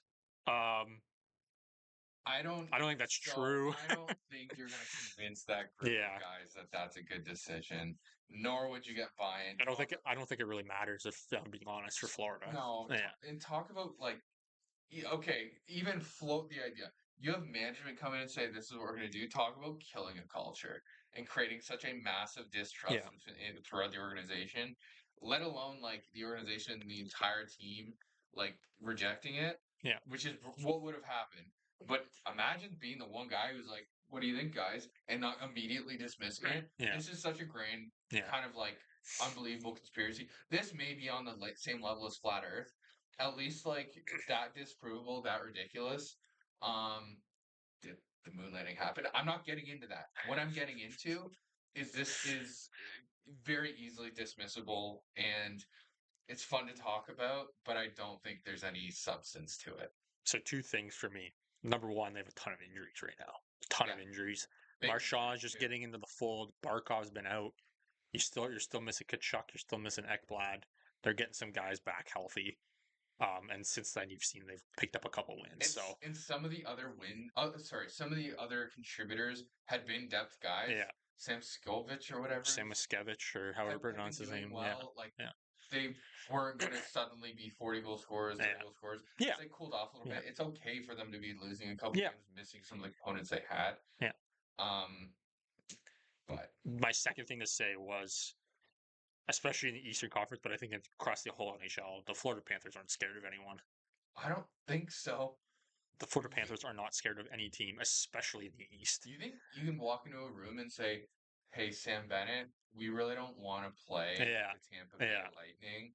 I know that like there's some They of your beat them teammates. They beat them in the playoffs last Like, year. what the Why would fuck they are be we? scared? Yeah, what the fuck are we talking Yeah, about here, guys? yeah. Like no, they're not You got scared a of bunch shit. of gamers. Yeah, they're not scared of If it shit. was the Edmonton Oilers, Yeah, I don't think any team is doing that. no, I don't. I don't think It's I one think thing that's a to be bad like, precedent, and it just could ruin your team's momentum. yeah, if it's one Yeah, thing for a team to be like, guys, we are in second last place, we're trying to get very last yeah, place because we want a best yeah, pick in the league. We have McDavid up as a yeah. draft next year. It's funny you bring that Different up. argument. It's funny you bring that up because there's somebody I want to talk about after Okay. this. Yeah, It's that one thing, but to be like, hey, we're gearing up for playoffs and you want to kill momentum? Really? yeah. No, I don't. Makes zero I sense. don't think that's a thing. They could still get home ice in the first round here. Yeah. I don't think they're going to get first, but they could still get home ice. Yeah. They're not doing that. Paul Maurice is not putting that. No. If anybody says that to Paul Maurice, he is telling him to fucking pack your fucking bag and sit your ass at home. Yeah. They are not doing that. I Not in a I million love years. Paul Maurice. Me too. I wish when he was our coach, it was kind of the Paul Maurice now, and Yeah. the Leafs were in a better situation. Yeah. Because it would have been great. Give Phil a PTO. Hey, Just give him a PTO. Phil, just stick to poker, Phil. Yeah, Florida's not No. tanking. I don't think any team that's in a playoff spot is tanking to play a different team. If they were doing that, the Central Division would have fucking the guys like Colorado, they would have tanked to go play the Pacific Division And because the frankly, to be that dismissive of yeah Toronto too, yeah to be like, yeah it's a lock if we were yeah to do that. Are yeah you're gonna take that risk? yeah Especially when you have the dogs barking right yeah. behind you. Okay. This is the next thing I want to talk about. I'm gonna skip it and we're gonna save it for the end. Okay. I just wanted to touch on I get your thoughts on the stuff on Long Island. Okay. So Patty Waugh rips into Anthony Duclair, and since then Duclair has now taken some time off. This is a player that Waugh coached in junior as well with the Did Quebec he really? Ramparts, yes, and he has a history of maybe laying into Duclair a little bit for not always being 100% every night. Um, I don't know if this is necessarily true or not, if he's not 100% every night. And this is a player that shows a lot of promise and maybe hasn't lived up to it. Mhm. He kind of has stretches where he does, stretches where he doesn't. I know you're Patty Waugh and Torts are kind of like your big. And like I view honestly, I'll even offer the smidgest of grace to Patrick Waugh because I think he's crazy. I don't think anything Waugh said was like overly like horrible. Patrick Waugh is an insane man. We need Yeah. to get that very clear. Patrick Waugh talks to his goalpost. Patrick Waugh goes home Well, he's a goalie. and is talking to three people in his car that don't exist. I view a little bit of Torts on like as a little bit more of a legitimate criticism because I think he's smarter than that, and I think like part of the way he coaches is a choice and like something he believes in. Yeah, That's fine. I don't. And Patrick Waugh you have an argument to institutionalize Patrick Wall. The man is unstable, unwell, and honestly very crazy. The fact that he's a coach, he tried to fight a man on the other bench in junior as a coach. The man is crazy. He tried to take down the glass when he was a goalie, trying to get to another player, if I recall. The I don't man know is about I unwell. don't know about taking down the glass, but The man needs to be medicated. okay. What I'll say is I don't think anything he said about Duclair was like over the line or anything. Sure, He just said he didn't play well. sure. That's all. I don't know what happens behind the scenes. Maybe I don't know. It's But there hasn't been anything that has indicated that he said anything that crossed the line. He just didn't like the way he was playing. and I think there's always the air of you'll never know. Yeah, Because what you say in public, I would agree yeah. with you. Being like this guy didn't play well. We need more out of him. I don't think he shows up every That's night. not anything. That doesn't Yeah. cross any. That doesn't even come close I, to crossing yeah, any I sort don't of think line that for the, me. the torch stuff is a little different because they have said that both coach and player crossed the line Yeah, behind closed doors.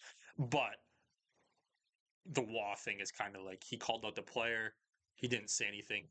Like we've his seen plenty of point. instances, like Montgomery for Boston called out Pasta in the Yeah, playoffs last year, yeah.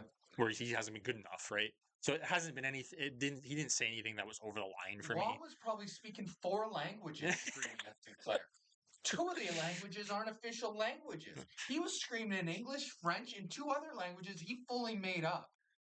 I under and yeah, I think just like he's probably just beaten down. Like Yeah, yeah, based on what was said in public, zero reason to yeah, really kind of give that attention. I think that's fully reasonable to be saying about yeah, a team and can be used as a tool to get more out of players. I have yeah, no issue with that tactic. If he's being like, I'm not playing here anymore, or I need a break, I'm just not doing this, then it's probably two components. And yeah, I think it's a little bit different too because it's a guy who came in with a lot of hype and hasn't lived up. So he's probably feeling yeah. some sort of like Yeah, I wouldn't say Duclair has like a ton of hype, but I think there's more something than what there he's that it's done. like he could be more than what Yeah. he's been in his career. And so he's probably not feeling good about himself to Yeah, begin with. And that doesn't mean that you should be completely off limits in terms of yeah, criticism. yeah, But you just have to, yeah. all you can do is theorize about what was going Listen, if on. he's taking some time off, either something was said or they kind of came to a decision saying something's not right. I need to take some time for myself. But maybe there was stuff. Maybe he wouldn't cross the line this time. But maybe in the past he did with the player when he coached him in junior. Who knows? We don't know. I'm not going to speculate. I'm not going to say that that's true. That's not. In the time, Don't take my word for that. and That's like frankly, not. the social standards I think have gotten far different today than Yeah, it was in yeah, junior yeah, all those years ago. And so, because there's an overlap in yeah, terms of he's had him twice, he may have not said something that's super super bad today, yeah. but this is bringing up all Whereas this the other stuff, player, the history yeah, with him yeah. that may just be like, I'm just I not don't know. dealing with this I guy. don't know if that's true. I'm just putting a theory out there that maybe there's history there. Yeah, I'm not saying Law did anything in the no. past. I'm not saying that. I mean, this is the same guy who told his son, go fight that other goalie. The man is unstable. Okay? Oh, I don't know if he breathes oxygen. He may be running purely on methane because he is so fired up imagine all the time. imagine if this podcast like ever blew up and we actually like got the chance to interview like legit Patrick people, Waugh, and we wouldn't get anyone because Jack hates everyone. we're not getting Randon. Okay. We're very likely not Listen, getting. this is very unlikely We're that not any getting of this is Perry. happening anyway. But We're not getting Perry unless I'm yeah, bringing my mom on. We're not going to get Patrick Waugh. We're likely not not getting getting we're Marner. not getting torts. We're not getting Torts. Actually, Torts may come on just to kick my ass. Okay, to be clear, Yeah, that's the type of guy that guy is. yeah, We can get. There's other guys out there though who may yeah. get interested. We're not getting Patrick Maroon in his days of retirement. I don't know if we're getting him either. But I think we might be able to get like Brossois, mon Yeah, ami. yeah.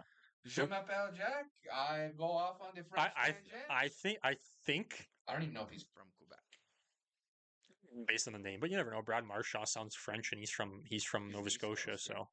So, but I want to mention Brad Marchand because like the tunes kind of changed on Brad Marchand because of what he does for Team Canada.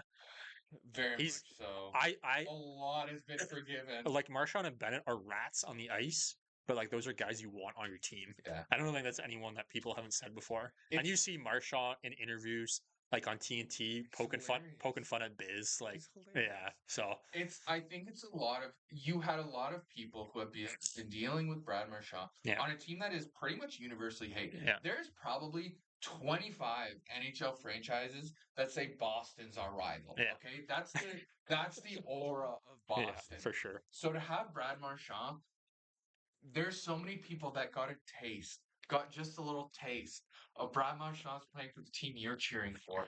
And I think this has been one of the more radical changes Yeah, of public yeah. perception of an NHL hockey player.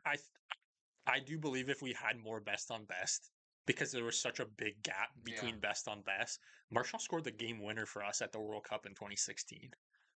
And I believe He's the not a overtime bad game player. winner. So like, He's not a I bad think if we were if we were closer to 2016, we might not be as critical. But what's happened especially between the Leafs and the Bruins Yeah. and stuff since then, we have a little bit of history there. There's But then, KHL teams claiming they're the Boston Bruins rival. That's how universally hated that franchise is. yeah, okay. All right, This is so fun. back to it. This is what I wanted to say when you mentioned the teams that are bad tanking. Mhm. Are the Buffalo Sabres the worst franchise in professional sports? I think I have and don't get me wrong, we're like where we are right now, it's a relatively small town. I think our local subway is better managed than the Buffalo We don't Sabres. have a subway. There is one that you have to go If and we don't drive have, like 20 minutes to get to. That is better. It's two ladies that are 78 we making don't have a sandwiches. subway. What are you talking There about? is a subway. Like, oh, you mean like the restaurant subway? Yeah, Oh, the okay. restaurant. I thought you meant like No. I'm underground talking the vehicle. sandwich chain. Okay. Um, we have a McDonald's, okay? Because for those of you who are not Canadian, there's a dichotomy of hiring practices in Canada between Tim Hortons and McDonald's. Your Tim Hortons is 68-year-old ladies who either need whose kids are either on drugs and heroin and they need to support their grandkids because their parents won't do it. Okay, that's generally the Do we need to cut this part out or what? maybe. Okay. There's other changes I won't go into. Yeah. That was the one dichotomy. You then go to a McDonald's. McDonald's is the kids of those parents on fentanyl who are working at at the subway high on weed. Okay, so you have 68-year-old ladies versus like high schoolers who are now in some states being forced to work until midnight. That's neither here nor there. But both of those fast food franchises are individually better managed than the Buffalo Sabres. That is how bad Buffalo is. They don't know what they're doing. I'm pretty sure they may be going off of one of those 8 ball things that you shake. That may be how they're making decisions.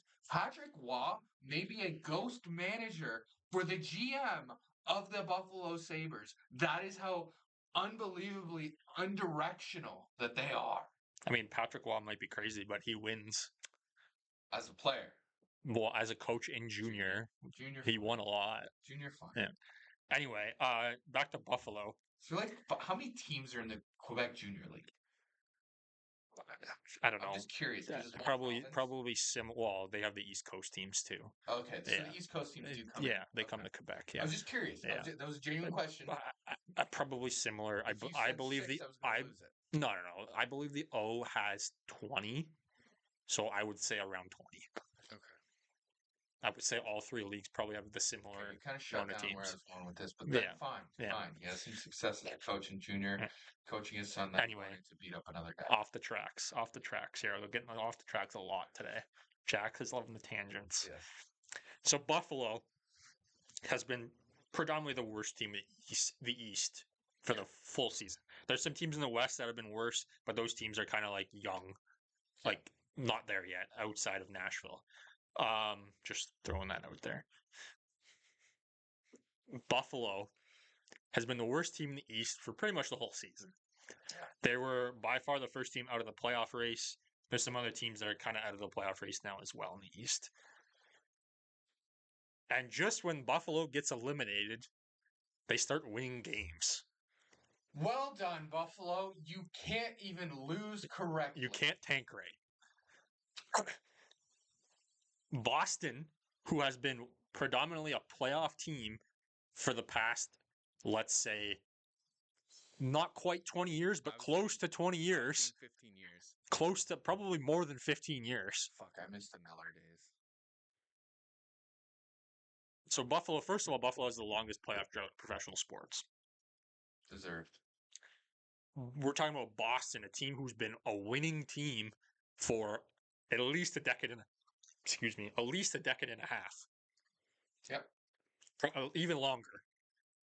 Yeah. And they won the cup in 2011, and they were good before that. They were good before that. It was kind of like they traded Thornton, and they weren't great that year. They won with Tim Thomas in there. Yeah. But anyway, they've been good for such a long time. They had a bad season. They were bad this year, and those guys who are predominantly winners know how to tank better than Buffalo, who have been shit for fucking a decade, and more longer than a decade, probably a decade and a half. What did going out and trading Cousins get you in return? They got Josh Norris, who's a good player, but he can't stay healthy. Why did you do that? That's an honest question. That is not a rage bait. That is not Josh Norris is a good player when he's healthy, yada, yada, yada. That is why did you do that? What does it actually do for your team? Buffalo. You took a similar talent level player and you got one back that's just hurt a bunch. Buffalo's 8-2 in their last 10.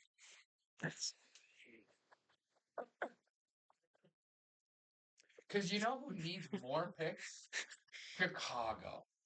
Let's just start winning and hand over Chicago or San Jose. Let's just San Jose and Chicago are last and second last.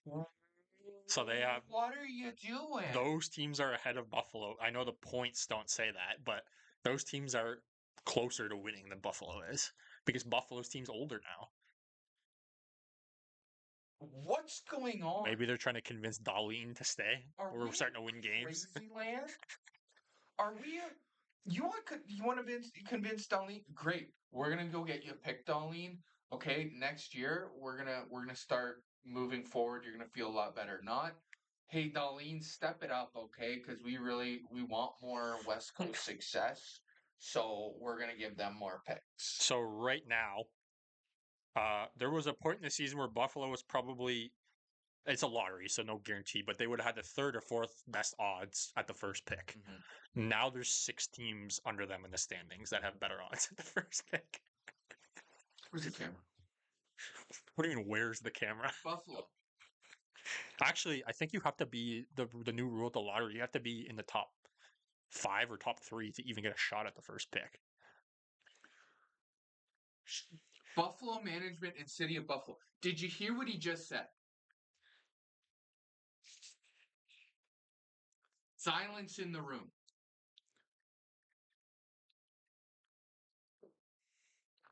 I don't know what's in the water. I don't know what's in the food. According to RFK, it's a lot of poison. I don't know if that's centralized to Buffalo, but whatever is hurting your brains, you need to kind of do something and stick to it.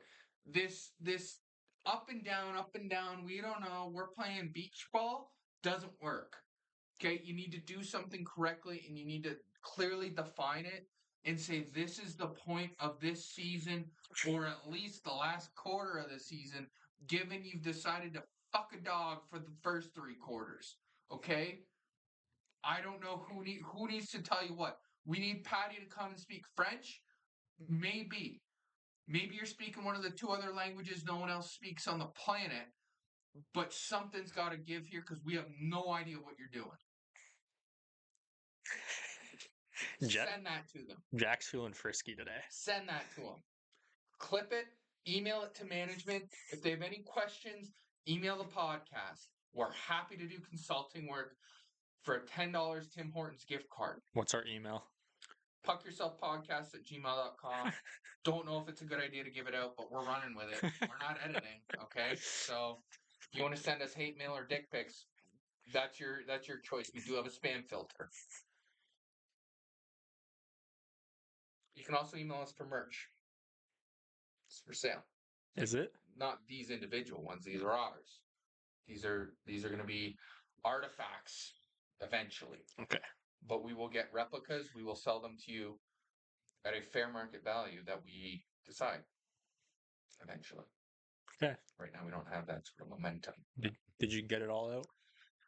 For now, I'll put it down. All right. Okay. That's it for Buffalo. Okay. We're gonna talk about, maybe we save the playoff race for the end. So a couple notes. Just rest in peace to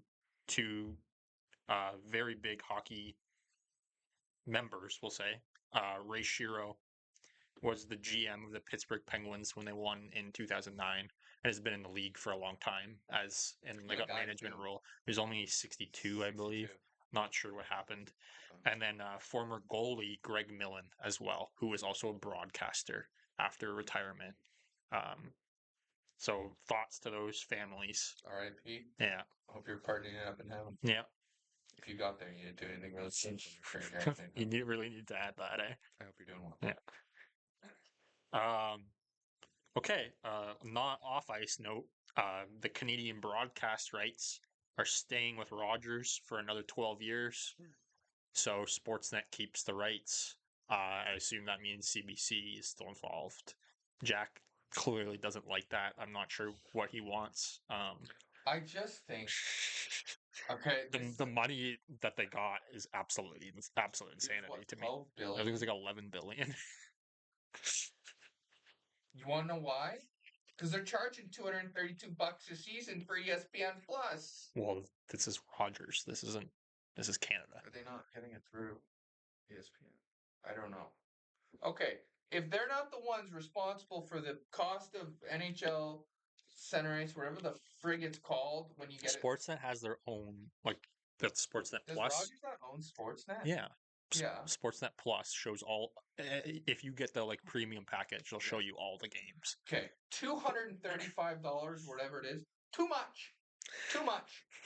I am good with like $15 a month. That's fine. I am not paying over $20. Like, what do you think? You no. Too much. But they can. It allows them to spend 11 fucking billion dollars. That's how much we're overcharged. So you're just pissed at the pricing. I'm just pissed at the pricing. I don't care. But you don't pay for it. Whoa. FBI, we absolutely pay for all content we consume across platforms. That includes NHL, UFC, soccer, CBC, CTV, and every other major media network. We absolutely pay. We absolutely pay for all content. Now you're paranoid. After all the shit you said today, now you're paranoid. I don't think. Okay.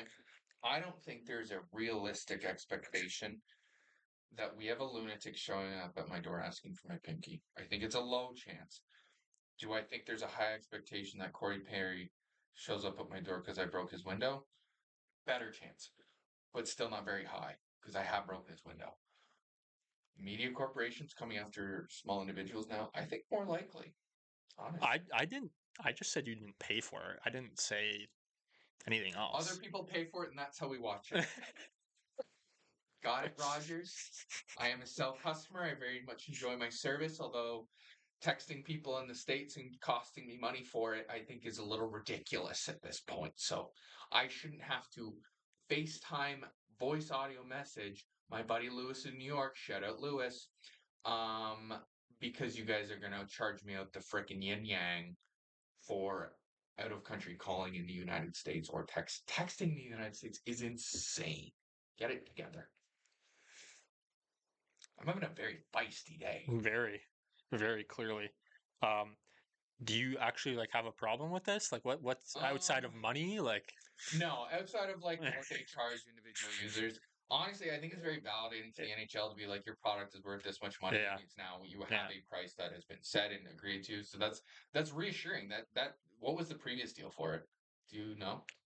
Like half that So ish, it shows the maybe value. less actually. It shows the value increase of the product. Yeah. I think it's good for the game of hockey. It seems that someone's willing to pay that for the rights. It also means that on Rogers' end, that if you paid that amount, you are now that's a lot of money to spend. You're now heavily invested in the success of the game, putting out a good product, putting out good broadcasts. I think that's really positive. And there's so many hardworking individuals, from broadcasters to commentators to an analyst, who contribute to the game of hockey. I hope that this then allows them to get paid and to do a good job, and to get compensated for all the work that they do. And I think this sets a precedent because they value the product Yeah. at $11 billion. I think that's In phenomenal. Canada, In in just Canada, Canada. not in, this is just Canada, right? So, yeah, basically in Canada, there's only two competitors. It's Sportsnet or TSN. Like it's Yeah, there's only two. Go on. what are you implying? Nothing. What? Okay. You still like the feed is still Sportsnet and TSN, you know. Yeah. Yeah. I'm just saying to get the rights, Sportsnet and TSN are pretty much, whereas the US, It was only you going to be those two yeah, going for Canadian rights. and based on what we've seen from TSN in the past since COVID, I don't think I they're didn't ever. anticipate Yeah, Kojiko going in on yeah, exactly. broadcast Yeah, rights. honestly, Amazon might be the next biggest Yeah, competitor. and right now it's like, and I've hyped up the Amazon Prime Monday Night Hockey a little bit because I do think it's been good. Um, and I like that Amazon Prime charges it and it's included, and it's like 11, $12 a month. Thank you very much. They're still just dipping their toe in. Yeah, They're kind of trying to test the yeah. market, see if this is something that makes sense for It's them. just Canada too. This Amazon thing as well. It's not in the U.S. Is Prime Monday nights in the US? No, it's just Canada. Yeah, Yeah, so it's just Canada. uh, you would have The coast to coast is just Canada on Thursday nights. yeah, Yeah, Amazon doesn't have enough proof of concept, and yeah. frankly, there's a whole lot more going on with that company than they may be willing to take on more risk with This is Canadian Canada. This is Canada. We're Canadian talking about broadcast Canada. Canada. We're in the U.S. You have like ESPN's got rights, TNT's got rights, NBC used to have rights, Fox has had rights in the past. There's ABC who kind of mixes in some games now because they're a partner with ESPN. Yeah, So there's a lot more options. There's more networks out there. Like all those main channels have their own sports networks as well. So there's a yeah. lot more options out there in the U.S. where TSN's kind of the monopoly of the two. I'm just creating ludicrous ideas in my head, Yeah, but I shouldn't say them out loud. yeah, probably not. Okay, back to hockey. The chase, the playoff chase. Let's get into it. Here's the race. The standings as it is right now. We'll start with the East. Uh, Toronto, Tampa, Florida, Washington, Carolina, New Jersey, and Ottawa have all clinched playoff spots. So 7 of the 8 teams have Nothing really, clinched a playoff spot. nothing super surprising Yeah. there. In the Metro, it's pretty status quo. Washington gets first, Carolina gets second, New Jersey gets third. The Atlantic, there's still some jockeying for positioning to go. I believe Ottawa isn't out of the race for third in the Atlantic yet, but Seems like more of a stretch. yeah, it's kind of a stretch. They're pretty much locked into that first wild card. They have enough of a gap on Montreal with that win against them last night. Is Montreal in the second wild card? Montreal is currently in the second wild card. Who's chasing them? So here's where we're at there. So Montreal is the heavy favorites here. So Montreal is on 87 points. They have 3 games remaining. Mm-hmm. You have Columbus, the New York Rangers, and Detroit on 81 points. The Rangers and Wings have 3 games remaining. Columbus has 4 games remaining, and you have the Islanders on 79 points with 4 games remaining. So Montreal, like 6-point gap, Healthy. with 4 or 3 games left, depending on the team. Healthy. They're pretty safe. That's exciting, honestly. I like that this is Yeah. happening. Who I would have. It would have been fun to have the race come down to the wire, but like it's good. It's good that a Canadian team's getting in. who would if they do end up finishing in the second wild card, who do they play? They'll play Washington. Okay. As playoffs stand, the matchups in the East would be Washington would play Montreal, Mm-hmm. Carolina would play New Jersey, Toronto would play Ottawa, and Tampa would play Florida. So Montreal would go over to the Metro. Okay. and then everyone else in the Atlantic would stay. I still think two teams from the Atlantic, which is what most people thought at the beginning of the season would happen. I think that's exciting stuff. Like, I still think we need the next week in order to really kind of concrete everything in to give any predictions or to give any, like... I think it's pretty safe that Montreal will play Washington. I think so too. I think it's pretty safe that the Metro is pretty much locked. What would need to happen for them? They would need to essentially lose out in order to not... Yeah, basically. 3 games, 6-point gap. They can't, even if they lost in overtime, I think they'd be in. Okay, so yeah, they had a chance to clinch last night and they didn't. They lost to Ottawa. Well, then it's the sentiment has started. Yeah, so I think it's pretty much almost set in stone that Montreal's going to make it. Okay. There's still 4 teams mathematically in that aren't in the playoff spot in the East, though. The Islanders, the Wings, the Rangers, and Columbus. I think it was kind of expected that Columbus might fall off. The Islanders, I don't think anyone really expected much out of them. It's such a weird... The Wings made a run, then they kind of fell back down to earth. We'll talk about them, but at a later date. Yeah. But it just seems like it's not. The Yzer plan is it really the way to go? And I think, and then obviously the Rangers we have after the playoffs. I think it's like fair to do like a year in review a little bit. Yeah. And that's where I think we talk Red Wings. Yeah. The Rangers, a little bit of a chaotic season. Bizarre season for them. So it doesn't. They made a run. Looked like they might get in for a good stretch, probably like a month ago. Yeah. But then Montreal's pulled away a little bit. So, Rats. Not locked in yet, but it looks pretty safe that Montreal is going to get the last spot in the East. Out west, we have 6 teams have clinched. You got Winnipeg, Dallas, Colorado in the Central, Vegas, LA, and Edmonton in the Pacific. Surprises to no one. Although, how's LA doing in terms of home ice? LA has home ice on Edmonton right now. Wow. They're up 2 points. LA is probably the best home team in the NHL and one of the worst road teams in the NHL. So they want home ice. Yeah. Vancouver, since we last spoke, the couple of teams that were still in the mix, Vancouver and Utah, have since been eliminated from playoff contention. Vancouver. This is going to be a big offseason. It's kind of in the same boat as the Rangers here. Yeah. Where it was a pretty chaotic season. Yeah. Utah, I predicted them to get in. They just couldn't get over the line. It wasn't quite there. Goaltending. But they're not far off. Like they're in the mix. They've got talented guys there. And they've got, I think, guys. I think if injuries were a big issue, especially on the back end this year. And frankly, I also think that like moving away from Arizona, I think it was a big positive. 100%. Yeah, legit. Yeah, I think that helped a lot. Yeah. I will miss the Kachina jerseys forever, though. Yeah. So that leaves 3 teams battling for 2 spots. Okay. So the 2 wildcard spots.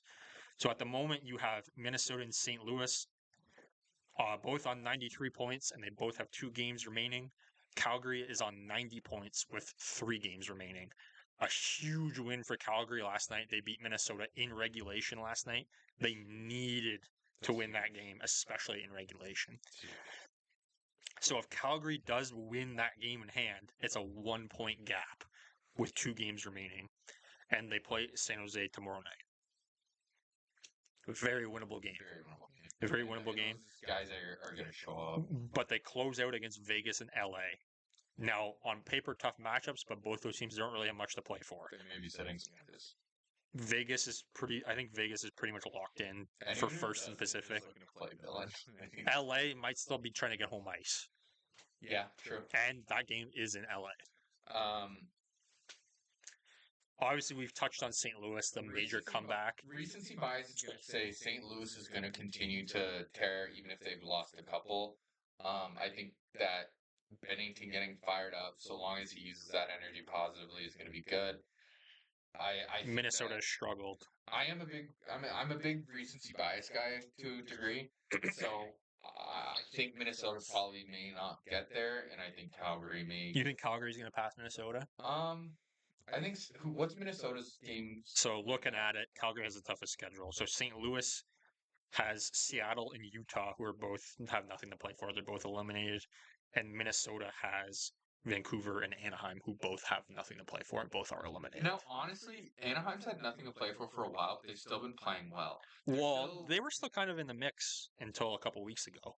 But even like when we played them, like they still they I think there's an element of like there's pressure off and you almost play better when you have nothing to play for, knowing that you're a bad team, you have nothing to be disappointed in. I think Anaheim in particular is be like, you guys should be very proud of this season. Yeah. Like, this is a very positive note. You've taken a step. Huge step. Now it's time to take the next one next year. Jump. Yeah. And so, because like last year, most of my streamers in fantasy were, who's playing Anaheim that night? I'm going to go with the other goalie. Because Anaheim always plays on Sundays. Always plays on Sundays. Yeah, it's phenomenal. Yeah. So I think they've garnered a little bit more respect. So I think they still have a reason to show up and not just give up just because they're not in the playoff. Yeah. Most of the teams that we're talking about. But why do they have a reason, and why do Vancouver and Utah not have a reason? It's because Vancouver's a joke, and they weren't in the rebuild. They're not in the process. They're like in this weird state. And Vegas has a bit of a reason. Anaheim should lose on purpose because Buffalo's only 2 points back from them. Well, Buffalo's going to win out this season. That's what I'm saying. Buffalo wins out, Anaheim gets jumped, and Anaheim has a better chance at a higher pick. Yeah. I mean, who knows? Yeah, listen, it's going to... If Calgary wins against Anaheim tomorrow night, then it's down to the wire. If Calgary doesn't win, or San Jose, sorry, they play San Jose tomorrow night. If Calgary doesn't win that game, then I think it's pretty safe to say they're out. Yeah. Or at least get a point. It's kind of must win out. Yeah, pretty much. They have to at least get a point. Yeah. Like they can't win they can't lose in regulation. Far worse to just get a point than. Yeah. But Minnesota's been cold. They've been a little better since the two got back. And I know they're coming back, but just to be like, yeah, there's always an element. I mean, I think it's a similar element to like Nick Robertson, where it's like you come back after a long break, you're so excited to get it going, you have a great night, but to expect that to have some longevity past a game or two is optimistic at best. I think St. Louis just has too much momentum. They're in Seattle tonight. I fully anticipate St. Louis will get there. Yeah. It's what's the last one, and I think it's also dependent. Yeah, like Calgary needs other teams' help too. I know they're not far off, but they don't hold their own destiny. Yeah, they need it to go certain. They need things to happen, which was a big win last night. Yeah, but they still need help. Yeah. So we'll see what happens there. I will say St. Louis gets in. Okay. Cool. Crack there. Because St. Louis actually jumped Minnesota for they got the first wild card. But since then, they've lost a couple, and Minnesota has now tied with them. So Minnesota has the tiebreaker, so Minnesota's first wild card. Okay. If playoffs started today, the matchups would be in the West. Winnipeg would play St. Louis. Dallas would play Colorado.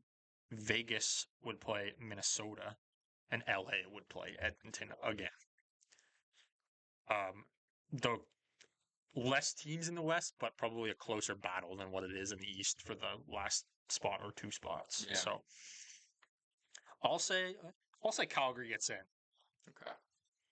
Just to ride the Canadian wave. Get the 6 Canadian teams in the playoffs. I can't believe Vancouver. I could have. I saw them taking a step back, but I can't believe they're this bad. Implode is tough. They won the Pacific. They were in a Game 7 against a team that almost won the Cup last year. I can't believe it imploded this much.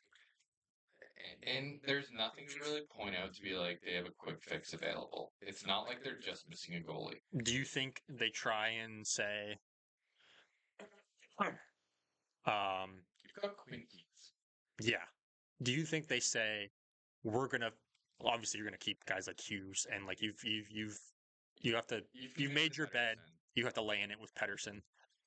But maybe the guys around it. It sounds like Besser might be gone in free agency. Yeah. I don't think that's necessarily a bad thing for both sides. I think it might be a time for a change of scenery. I think you might need to just pick up some gamers. You just need some guys that Like you got DeBrusque in there, you got Sherwood in there. Those are some guys who would be valuable players in the playoffs. yeah, But you got to get there. you got to get in. Yeah, it could be maybe some Hard, help on the physical, and back end. Sherwood. Oh my god. Yeah. Um, So I don't think it's a full like. Maybe they try and adopt Washington's approach a little bit and quick retool. Quick retool. I think that's most likely, and I think that's probably the best prescription. But Washington was a pretty major retool. I think the biggest kind of question marks are going to be Besser and Demko. Yeah, Besser for sure, because Demko still has time. Like he's not a free agent, so Besser's probably gonna Is he go. move Who? Demko? I'm not sure. Unless because I don't know. I just like Lankinen so much in terms of how he's risen to the occasion, and so it's like okay, I do think you probably have too much goaltending. And if you're going to try and go and do a retool, you're going to have to give up some value, and some of that value is likely one of those two guys. Whoever has a no move, if they don't have a no move, you need to talk to them, see if they'd waive it. If they and be like, "Hey, we want to get to a starter. We're going to put you as a secondary. Do Yeah. you want to be a secondary?" Demko's still got a They year, do. Then honestly, like so I think it's kind of you play it out and see what happens. I don't love that though. If you're going to retool and you want to be competitive next year, I do think you just have too much. But I think a healthy Demko is a better goalie. If you're putting Agreed. if you're putting Demko and Lankinen at their best, Demko's a better goalie. So have a talk with Langton and be like, "Hey, we're going to go with Demko next year. He's going to be our starter." I think you You keep the you tandem? see what happens. Okay. I think you keep the tandem, you see what happens. I think If Lankin, because Lankin, you got a 1 year sample size. That's all you got. yeah. So I think it's you got to prove it again. So do you think you just have to ride both out? Like, would you even have that conversation with Langton to be like, Well, Lankinen's got a deal. yeah, but Like he signed a new deal, so he's there. I think it's Demko's to prove. I think Demko's got a year to prove it. so by not shipping one this year, not or at least not seeing if either is willing to be shopped, Yeah.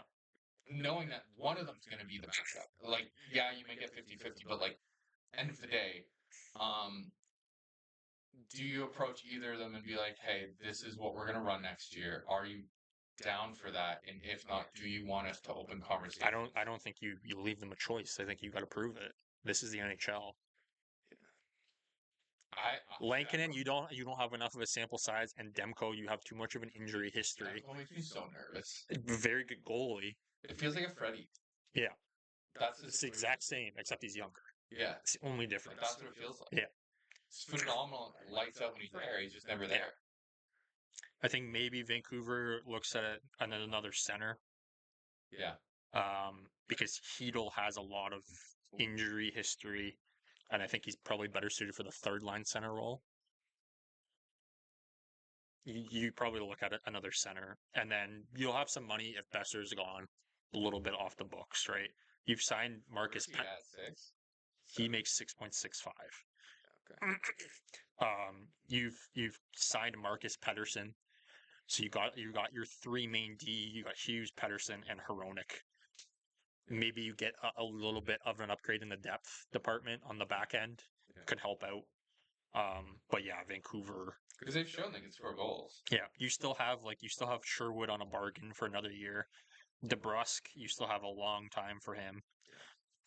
Garland, He needs to step up a little bit. His Yeah. production has been yeah.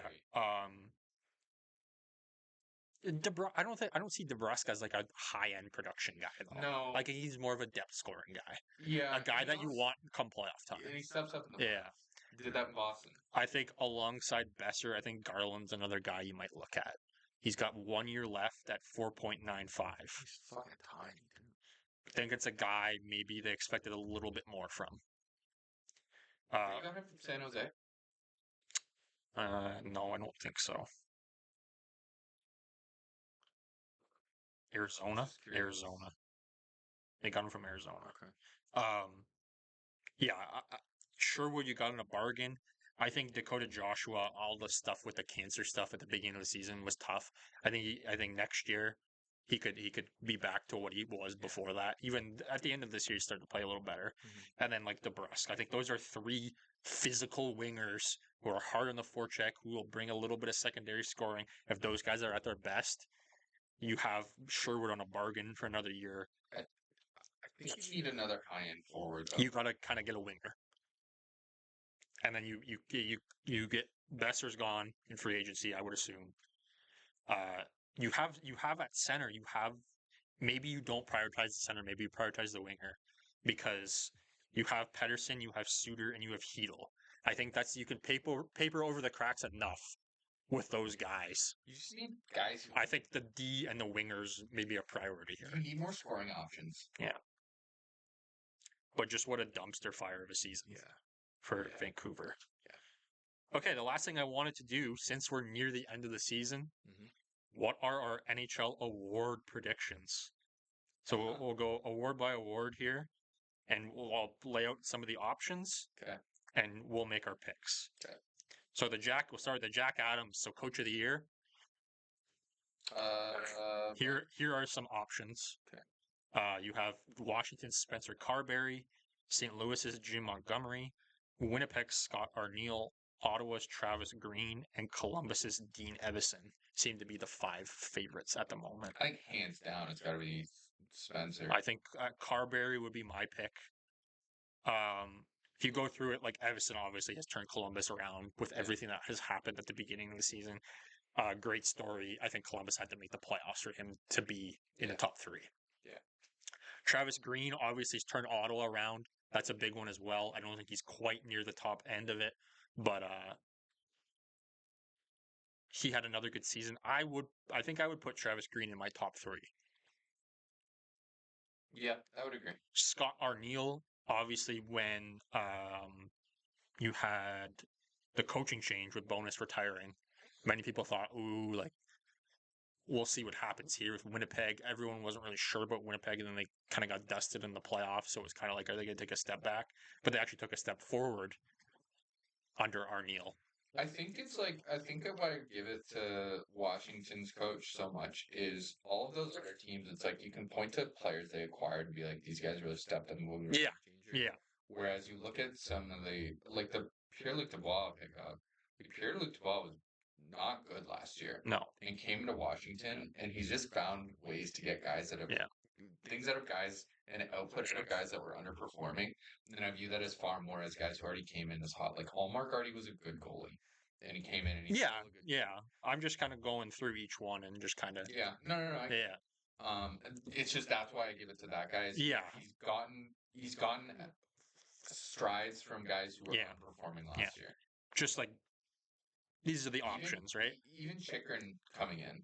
I think that then the closest I would say is Montgomery. Yeah. Because where St. Louis was when he took over to now. The turnaround is insane. That would be the closest one. But I would agree. I would go with Carberry. I know Washington made the playoffs last year, but I think everybody knew they shouldn't have made the playoffs. And then they took, like you talked about, like you talked about, they took some risks on some guys who are talented players, but it wasn't working out in their situations. Yeah. You have Dubois, you have Chychrun, Logan Thompson has turned into a terrific goalie. So just a big turnaround. And if you look at not just them making the playoffs, they're going to be the number 1 seed in the East. They could possibly win the President's Trophy. Yeah. And I think the way they've played, it's not luck like it was last year. And I think that's the exclamation point is they just turned the team around, but potential President's Trophy winning team. Yeah. Okay. So we both saying Carberry. I think that'd be a phenomenal choice. The Calder Trophy, one of the best Calder Trophy races we've ever seen. Here are your options. Okay. And I'm going to need a reminder of what each trophy's for. Yeah. The Calgary Flames, Dustin Wolf. The Montreal Canadiens, Elaine Hudson. The San Jose Sharks, Macklin Celebrini. You have the Philadelphia Flyers, Matvei Michkov. And we have the St. Louis Blues, Zach Bolduc. Bolduc's impressed me. If it was any other year, he might be in the top 3, but there's just too many good players this year. I think the other 4 are the main ones. Michkov has shown glimpses, and obviously maybe will get freed up a little more now that Torts is gone offensively. I wouldn't put him near the top. I would put him near the top 3, but I wouldn't put him in my top 3. I don't know about you. I would agree. I believe it's a race between Wolf, Hudson, and Celebrini. So I think it's dependent on the rest of the season. Here's why. I think that if Calgary makes the playoffs, it's Wolf. Yeah. Because you can point to the guy and be like, that is a major reason they won. Not that you aren't pointing to the other guys, but it's like San Jose doesn't make the playoffs. No. Celebrities had stud stuff, but it's like the accomplishment is kind of individual. It's not winning based. Lane Hudson, phenomenal. Like I think this is the second guy. He's my number 2 because what he's contributed and the individual talent and showing that he's part of the breed of the next generation of defensemen and what a defenseman is going to be needing to turn into to be elite in the league. I think it's phenomenal. It's just, yeah, but a lot of the other reason you're winning is Cole Caulfield scoring a fuck ton of goals. You have other pieces that you can point to. Yeah, but Montreal hasn't the forwards. They've had a ton of young forwards who are starting to come into their own, whereas the D has been kind of a problem. Agreed. I just think it's been more obvious. You can point to Wolf and be like, literally, if you take that guy away, like they may be shooting to try and No, I don't disagree. to get a pick right now. I don't disagree. I would say so. Celebrini would be third for me. Yeah. Nothing. You can't take it away. I think maybe if he was healthy the whole year and was like at around the pace he's at, he would probably have maybe a better claim. But I think this situation with the other two kind of throws him out because Wolf is a goalie. So kind of like if you're playing this well, it kind of I would say before I give my pick, I want to give a shout out to Wolf and Hudson. I think both should be getting nominations for the positions award. I think Wolf should be getting Vezina recognition, and I think Hudson should be getting Norris recognition. Maybe not winning, but at least be getting. I don't think they should win, but they should be in the mix, respect. which I don't see many people saying. And I know they're rookies, but Hudson's doing. Hudson, I think, deserves it 1,000,000,000%. I think Hudson's doing stuff that rookie D-men haven't done in 40 years. The fluidity in his skating and the movement and the just composure is unbelievable. Wolf. You've touched on Wolf. Hudson's my pick. Yeah. Again, Wolf, obviously Calgary wouldn't be where they are without Wolf, but I think Vladar has been strong enough that they do have another guy where maybe they wouldn't be this close, but they would be still in the mix because he's been good enough. Yeah. And that's not to take away anything from Wolf. It's obviously harder as a goalie, and I think you have a very good claim. I just think Hudson has been so good. Usually, rookie D-men that are offensive aren't this good off the bat. Yeah. And again, you can say the same thing for goalies. Usually, goalies aren't that good this young. And to be for Wolf, to be forced to make the types. It says right here, you have to rewind more than 3 decades to find a rookie defender who amassed more points in his first campaign, which is Ryan Leach. And Hudson could break that still. Yeah. Again, these are two Canadian teams who most people wouldn't have predicted to make the playoffs at the beginning of the season. Probably would have been picked as the worst Canadian team in their conference for both teams. Yeah. And Montreal still is the worst of the 3, but they closed the gap big time. And Calgary's actually been better than Vancouver and have closed the gap on Edmonton. Mm-hmm. Now, we'll see if that sustains over time, but just this season, they've closed the gap. But I'll go Hudson. You're going Wolf. I'll go Hudson. But Wolf would be my 2. Yeah. And again, if Calgary doesn't make the playoffs, I think it's hard to justify. If they don't make the playoffs, this is why I was like, this is contingent on if they can clinch. If they can clinch, I think you can point to him and be like, he's such a difference maker for the team. But it's contingent on that. They would have to do that, otherwise it's tough. It's tough. Yeah. But I read this, and these are the contenders on the Sportsnet article, and I looked at some of the players they said for the Vezina and Norris, and I'm like, Hudson's better than this guy, and Wolf's better than this guy this season. Not as a whole, just this season they've been better. Sure. That's what I would say with those guys. Okay, moving on. My top 3 would be Hudson, Wolf, Celebrity. That would be my top 3. Yeah. Going to Vezina, so best goalie. The favorite is obviously Winnipeg's Connor Hellebuck. You have Tampa's Andrei Vasilevsky, Minnesota's Philip Gustafson, Washington's Logan Thompson, and LA's Darcy Kemper. And I would put Wolf in that mix as well. If you go to Kemper, a guy from Washington who had a tough time since he won the Cup in Colorado, he's actually bounced back very well for LA. Yeah. I wouldn't put him in my top 3, though. Neither would I. Logan Thompson has a terrific bounce back season. I think I would put him in my top 3. I'm putting him at like 2. I would put him in 3 for me. Gustafson, nothing to take away. He's had a terrific season. I think Minnesota is a defensively sound team, so it might make him look a little better. Yeah. Again, terrific season. Terrific season. He's not in my top 3. He's not in my top 3. Wolf would actually think I would put Wolf as my 4th guy. Yeah. Because of his age and the team expectation. I think Minnesota and LA, maybe not like cup aspirations, but expected maybe playoff teams. Yeah. Or at least in the mix for it. Mm-hmm. I think the top 2 for me is pretty obvious. I think Hellebuck and Vasilevsky are the top 2. I'm going 1. Hellebuck is 1 Hellebuck. I don't think it's close. No. And I'm actually going to drop Vasilevsky. I'm going to go 2 Logan Thompson, 3 Really? Vasilevsky. Okay.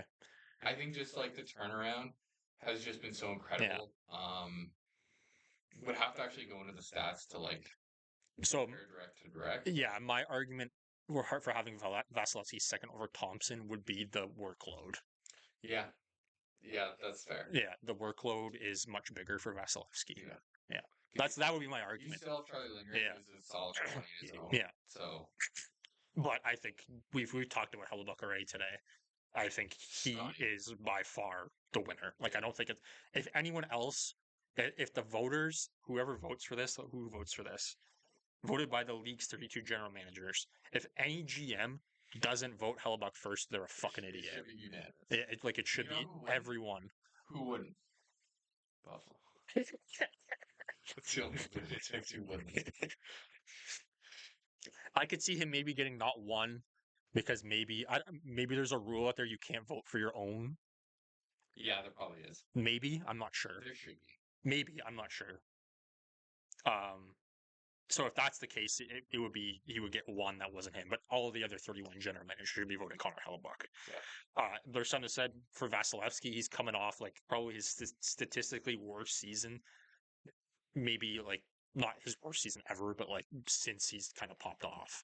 And he's got the swag. And he's come back since then, and he's been terrific. Gave the save against Matthews last game and stared him down. Love that. Hellebuck has 45 wins, 7 shutouts. Vasilevsky has 37 wins and 6 shutouts, so he's not far off. Mm-hmm. And so maybe just Hellebuck is just so out of this world that I don't think anyone with a brain would not vote him as their first. But so your top 3 would be different order, but Hellebuck, Thompson, Vasilevsky. Mine would be Hellebuck, Vasilevsky, Thompson. Shout out Dustin Wolf. I think you should be the 4th guy. Should be in the mix. Yeah. To D, the Norris Trophy. Over Gustafson. I don't think Gustafson should be in there. I think I would keep Gustafson over Kemper because Kemper's been more of a back half. Like full sample size, I would keep Gustafson in. Kemper's been hotter recently, but LA's probably been more of LA's one of the better defensive teams in the league to begin with, and they were kind of more expected to be in a playoff spot than Minnesota. For me, it's the at-home stats is nuts. Yeah. Like no first period goals in 15 games or something. Okay. The Norris. I think the top 3 is pretty obvious, but we're gonna name them. Colorado's Cale Makar, Columbus's Zach Werenski, Vancouver's Quinn Hughes. You also have Winnipeg's Josh Morrissey and Tampa Bay's Victor Hedman, and I would also put Lane Hudson in the mix. This is actually a really fun one. This is a fun one. I don't think Hedman and Morrissey are. I think you can kind of say they're not going to win. They're not going to be in the top 3. Yeah, I think it's pretty safe to say. That's 4 or 5. No disrespect to those guys or Hudson. I think they're all been great. Obviously, Hedman's kind of in the same boat as Vasilevsky, a quick turnaround of a season. There's just so much more blurred lines in this one. Yeah. The top three is pretty clearly Makar, Werenski, and Hughes. Yeah.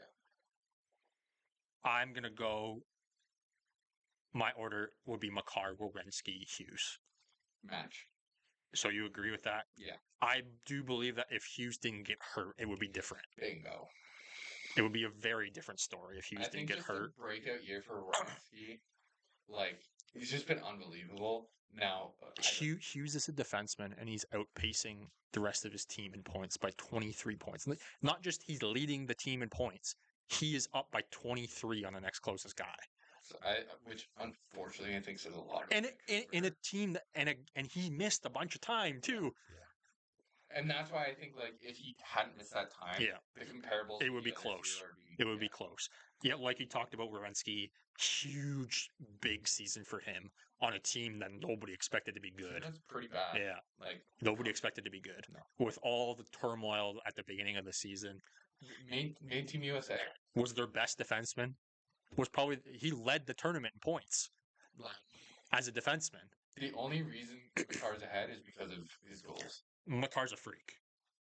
Fucking unbelievable. Makar's a freak. He's got 91 points. He could still get 100 points. Or it's probably 9 points in it's a stretch. 2-3 games, but that's the level of production. 30 goals, 90 points as a defenseman. That's batshit insane. That's batshit insane. And again, obviously he plays on a better team, but it's just like you can't not. You couldn't transplant most other defensemen and have that same level of production. No. And again, no disrespect to the other guys, but Makar is just a freak. I think you do have a case more so in the Norris than you do in the Vezina. You could maybe say Werenski because of the situation and the team he's on. Maybe there might be a few people that might value more more. Split decision. Yeah, I would still say Makar's the favorite here, but and again, if Hughes was healthy the whole year, I at one point I think Hughes was probably the runaway favorite. Yeah. At one point. Yeah. And then, but now he's been hurt. Vancouver missed the playoffs. So pretty unanimous there. There. And then the last one is the Hart Trophy, so MVP. Who they got? So here we got Colorado's Nate McKinnon, Edmonton's Leon Draisaitl, Winnipeg's Connor Hellebuck, Tampa's Nikita Kucherov, and Vegas's Jack Eichel. No disrespect to Eichel, I don't think he's in the mix. He's obviously, I would put him in the top 5. I would agree with that. I think he's the 5th guy. Very important piece to one of the best teams in the league. The number 1 guy on the team. Also, his breakout campaign in terms of offensive numbers. Yeah. The number of assists he has is just stupid.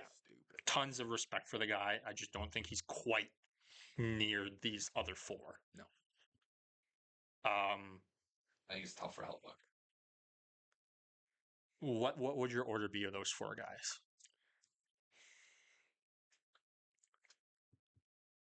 Okay, I'm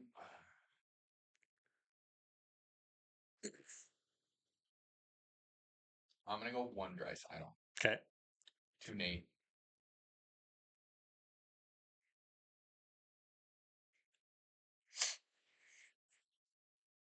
4 Hellebuck. Kucherov's 3? Yeah. Okay. And I could... I'm going to switch Cooch. Cooch is now 4. Cooch is 4, Hellebuck's 3. Okay. What's your reasoning? I just think Draisaitl's just been unbelievable. Like, I know his points last year were good as well, and he's always a good player. But I think he's just elevated his game in terms of goal scoring, especially after losing the conference finals. That could be very discouraging. The finals. They lost the finals. Lost finals. You said conference finals. Oh, sorry. Yeah. To lose the finals. To still come back and be a gamer and not be disappointed, and to take a leadership role, because like everyone kind of like it's tough, I think, to be in Edmonton with McDavid because McDavid gets so much spotlight. Yeah, I know you're probably less deserved spotlight. Like the wave of McDavid is probably more over exaggerated than his reality, and so I think to live in that shadow and still he's 100% lived in the shadow for sure. But since like 2019, Draisaitl's been one of the best 5 players in the NHL. Yeah, and acknowledge to come from like a non-hockey traditional country, and to just put up the points he has this year and to stand out and to take more of the I'm taking this team and McDavid's played more of a backseat. I think you got to give the recognition where it's due. And that's why I'm going with Draisaitl 1. I'm going with Nate 2 because of course it's either Nate or Draisaitl, I think. Nathan MacKinnon, one of the best players in the NHL. Drag his team, gamer, physical, such good speed, such good agility. It's just unbelievable to watch him play. Combine that with what he did in the Four Nations, phenomenal stuff. I'm gonna go. I went back and forth. Kucherov, Hellebuyck. I just think Hellebuyck, when you go, and this is the first goalie to have those numbers in how long? A long time. I don't know. Long fucking time. And only third time to ever occur. Yeah. I think respect where respect's due, and I think he also, and I know you may not consider, I don't know if they're allowed to consider Four Nations, but to see the level of play that he had in there, and to be the reason that very likely Winnipeg is the way it is. Yeah, tough to do because Kuch and Draisaitl didn't play in that. So exactly. Good point. I just think like the fact that he's doing something that has only been done by 3 goalies in history. I think that justifies the third position. Kucherov, fantastic, like unbelievable player. It's why I put him ahead of who's the 5th guy, Jack Eichel. Eichel, yeah, I just think the phenomenal player. I think Kuch is the impressiveness of what he accomplished with this season is just edging it out just a little bit. I think if you would have asked for most of the season, Eichel would have edged Kuch, but Kuch has popped off the point and he's up near the top for the points. There's one more player that hasn't been mentioned all year, but has gained some traction recently. Okay. And this is a player we've spoken about today quite a bit. So Alex Ovechkin has 40 goals as a 39-year-old. So this is a player that people, and Washington's one of the better teams in the league. I think you take Ovechkin, obviously Ovechkin's all-around game isn't what it used to be. But you take him out of that team, the goal scoring isn't quite as good as it is. Now, obviously, he was out for 5 weeks and they survived without him, so it wasn't. But you could maybe make a case that he should have been in the mix. I don't think he should be ahead of any of those 5 players. Yeah, and I think you're raising a valid enough point. And like I think there's an extra focus on it because of his age. Because of what he just did. Yeah. Yeah. I think that like when the broken leg. When you're when you're considering MVP, it's the whole game. Yeah. It's your entire role on that team. And I think that's what highlights Hellebuyck for me is he's very limited in terms of what he can do on the ice. So to stand out that much is so incredibly impressive. The reason I wouldn't do Ovi is like Ovi's just doing Ovi things at this point. He's not playing a 200-foot game. Let's be honest. Okay, he's not killing fucking penalties. But it's still remarkably impressive. And 40 goals, like where does that put him in terms of goal scoring for the league? Pretty high, like close to the top. Close to the top. Close to the top. So insanely when he missed 5 weeks. Yeah. Insanely impressive. Okay. So I understand the narrative. I don't know if it justifies it, but it's a cool kind of thought to bring in. Okay, so I'm going to say Kucherov is my 4th choice. The reason I'm going to say he's 4th, obviously terrific. He puts up crazy points, but Tampa has just been loaded for years. Yeah. If you take him out of Tampa's team, maybe it goes down a little bit. Maybe they're not as good, but they're still a good team.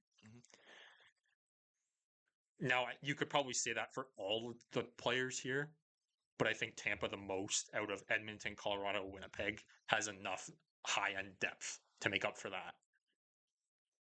So my top 3 is not in any order. I'll just Draisaitl, MacKinnon, and Hellebuyck. No order there. Here's what I'll say. I'll look at the 3 teams. So Colorado, Edmonton, and Winnipeg. So Colorado has consistently been one of the best teams in the NHL for 5 or 6 years. Good amount of time. Edmonton has been near that for a decent amount of time now as well. Yeah. And they have 2 of the best players in the game today. So does and as does Colorado. I think you're going here. Connor Hellebuyck, now Winnipeg, granted, is a very solid team. But Winnipeg has never flirted with anything remotely close to winning the cup. Correct. They've had playoff struggles. Granted, they play in a hard division, but they've had a little bit some playoff struggles. You're never thinking of Winnipeg and being like they're about to get beat. Hellebuck is doing things in the net that hasn't been seen in a long time. And my argument here is that if you take Hellebuck away from Winnipeg, are they anywhere near where they are right now? Likely not. I think if you still battling for a playoff, like lucky if they're in a playoff spot. Do you think if you take Draisaitl at Edmonton's lineup, they still have McDavid? Do you think if you take McKinnon out of Colorado's lineup, again, you still have McCarr? Again, obviously they wouldn't be as good without those players, but you take those guys out of the lineup, could those teams survive? So your argument is as a difference maker. Is he the most valuable player to what their team is doing? Connor Hellebuck is my pick for the Hart I think Trophy. it's tough to say no. Connor Hellebuck should be the Hart Trophy winner for me this year. Wow. Winnipeg is on the verge of being the best team in the regular season with a goalie who only one other goalie has his workload. What are they at? They have 112 points. Washington has a 109. So looking like they're in the running here to get it done and win the President's Trophy. Extremely impressive. I would say he's the most valuable player to his team. I understand the argument. I'll go Hellebuck first. I'll go McKinnon second. I'll go Draisaitl third. I think if you take McKinnon out of Colorado's lineup, I think they struggle big time because the difference here is that McCarr's the next player, but he's not a center. Whereas you take Draisaitl away from Edmonton, you still have McDavid, where they're the same position. Whereas Colorado's guy, now Rantanen's gone too. Colorado's guy's a different position. So you got to fill in the gap with a guy who isn't that level. Yeah. Your D still stays the same, but your center's impacted greatly. Whereas you take Draisaitl away, you still have McDavid to fill in that role. So now you don't have two lines, but you still have at least one line of elite center play. Yeah. Whereas you take McKinnon out of that, Colorado doesn't have that. It's interesting. And it's very unlucky for whoever doesn't win here. Yeah. Because they're all deserving. Yeah. But I will go Hellebuck. I'm kind of buying into your narrative a little bit. You like it? I do like the narrative. So I'm going Hellebuck, McKinnon, Draisaitl. You are going Draisaitl, McKinnon, Hellebuck. Yeah. So same top three, different order. McKinnon stays at second. Flip-flop Draisaitl and Hellebuck. Yeah. All right, that's all I got. We gotta move it a little bit with the quiz because I got places to be here. All right, let's bust through here. We're going with slap shots. All right. 100 points. What is the highest number what is the highest number not retired by an NHL team? Highest number not retired by an NHL team. Well, obviously 99 is retired, so it's not that. Do you know any 98s? Bedard, but obviously not retired yet. 98. Off the top of my head, there isn't any like big studs I can think of that wore 98. So I'll go 98. You're correct. Okay. The options were 78, 86, 95, 98. What is the name? Meanwhile, McDavid's at 97. Yeah. But he's not a Hall of Famer yet, so. No, but it's like, yeah. Do you have to be a Hall of Famer for your number to get retired? No, you don't. You don't. But just like more common, yeah. Like 97. Yeah. What is the name of the mascot of the Calgary Flames? Wolfie? Close. You want another guess or just give it to me? Just give it to me. I don't know. Harvey the Hound. Harvey the Hound. I should have known that. Excluding current players, who has served the longest as captain of the San Jose Sharks? Excluding current players? Patrick Marleau. Incorrect. Well, Patrick Marleau's not a current player anymore. Probably when the quiz was made, he was a current player. Yeah, we'll see when this was published. Joe Thornton, then? No. You fuck out Logan Couture? This guy was traded to the Leafs at one point. That's a hint for you in the 2000s. Like the decade 2000s or just the century? Decade. The decade, the 2000s. Yeah. Captain for the San Jose Sharks. 5 seasons. 5 seasons for the Sharks? Yeah, I believe so. Traded to the Leafs. Yeah, I know. Who the fuck was It was a big deal at the time. Didn't really work out, but longest serving captain? Mhm. Well, okay, but the answer now would be Marlowe because he currently does not play for them anymore. how long was he? A long time. I don't know for sure. And after that, it would be Thornton, I believe. I'll look at the trademark after this. Anyway, give me the options. Patrick Marleau, Yeah. Owen Nolan, Ah. Joe Thornton, Okay. or Doug Wilson. Owen Nolan. Owen Nolan. Owen Nolan. Yeah. I guess that tracks. Yeah. Yeah. In which season did the Anaheim Ducks / Mighty Ducks of Anaheim debut in the NHL? Okay. So we're going early 90s here.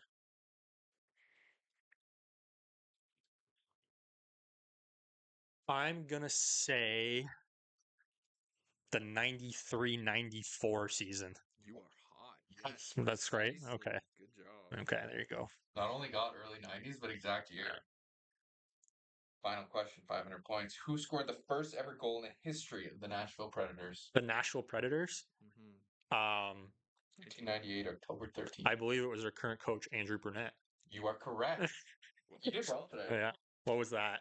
What was the first one? 100 points was the not retired, so you got that one at 98. One. You did not get the Hound. Yeah, so. You did not get the Owen Nolan, but well, half. So you got 1,000 points. 100, 400, half. 500. So 3.5. 3.5. Right, yeah. 3.5. I got it with the options. So you're at 1,500. Here you go. 1,550. There you go. No, 1,150. Sorry. 1,150. The math ain't math. That's probably one of your best ones. Yeah, it was strong. Excuse me. I should have got Harvey the Hound. I forget who it was. Remember when some guy pulled Harvey the Hound's tongue out? It was like a coach or something. I have no idea what their mascot even looks like. It's just like it looks like a wolf, so that's why I said wolfy, but it's like just like a gray dog. Oh, okay. And he was like I think he was like trying to egg on the other bench, and the coach just like reached because he was like standing behind them. Yeah, and like reached over and yanks his tongue I have out. seen that. Yeah. Okay. Yeah. Where are you off to now? I got practice. We'll let you get to it. Yeah. Man. So Friday, we're gonna do Friday. We're gonna have a full playoff preview. We're not really gonna talk much about because it's the last week. There isn't really much. Maybe we talk about the quick races in the wild card, but the Leafs games are pretty. For seeding, it's just for seeding, but they're in, so there isn't really much to discuss. Yeah. So we'll be back for your playoff preview. Yeah, Corey, ready to go.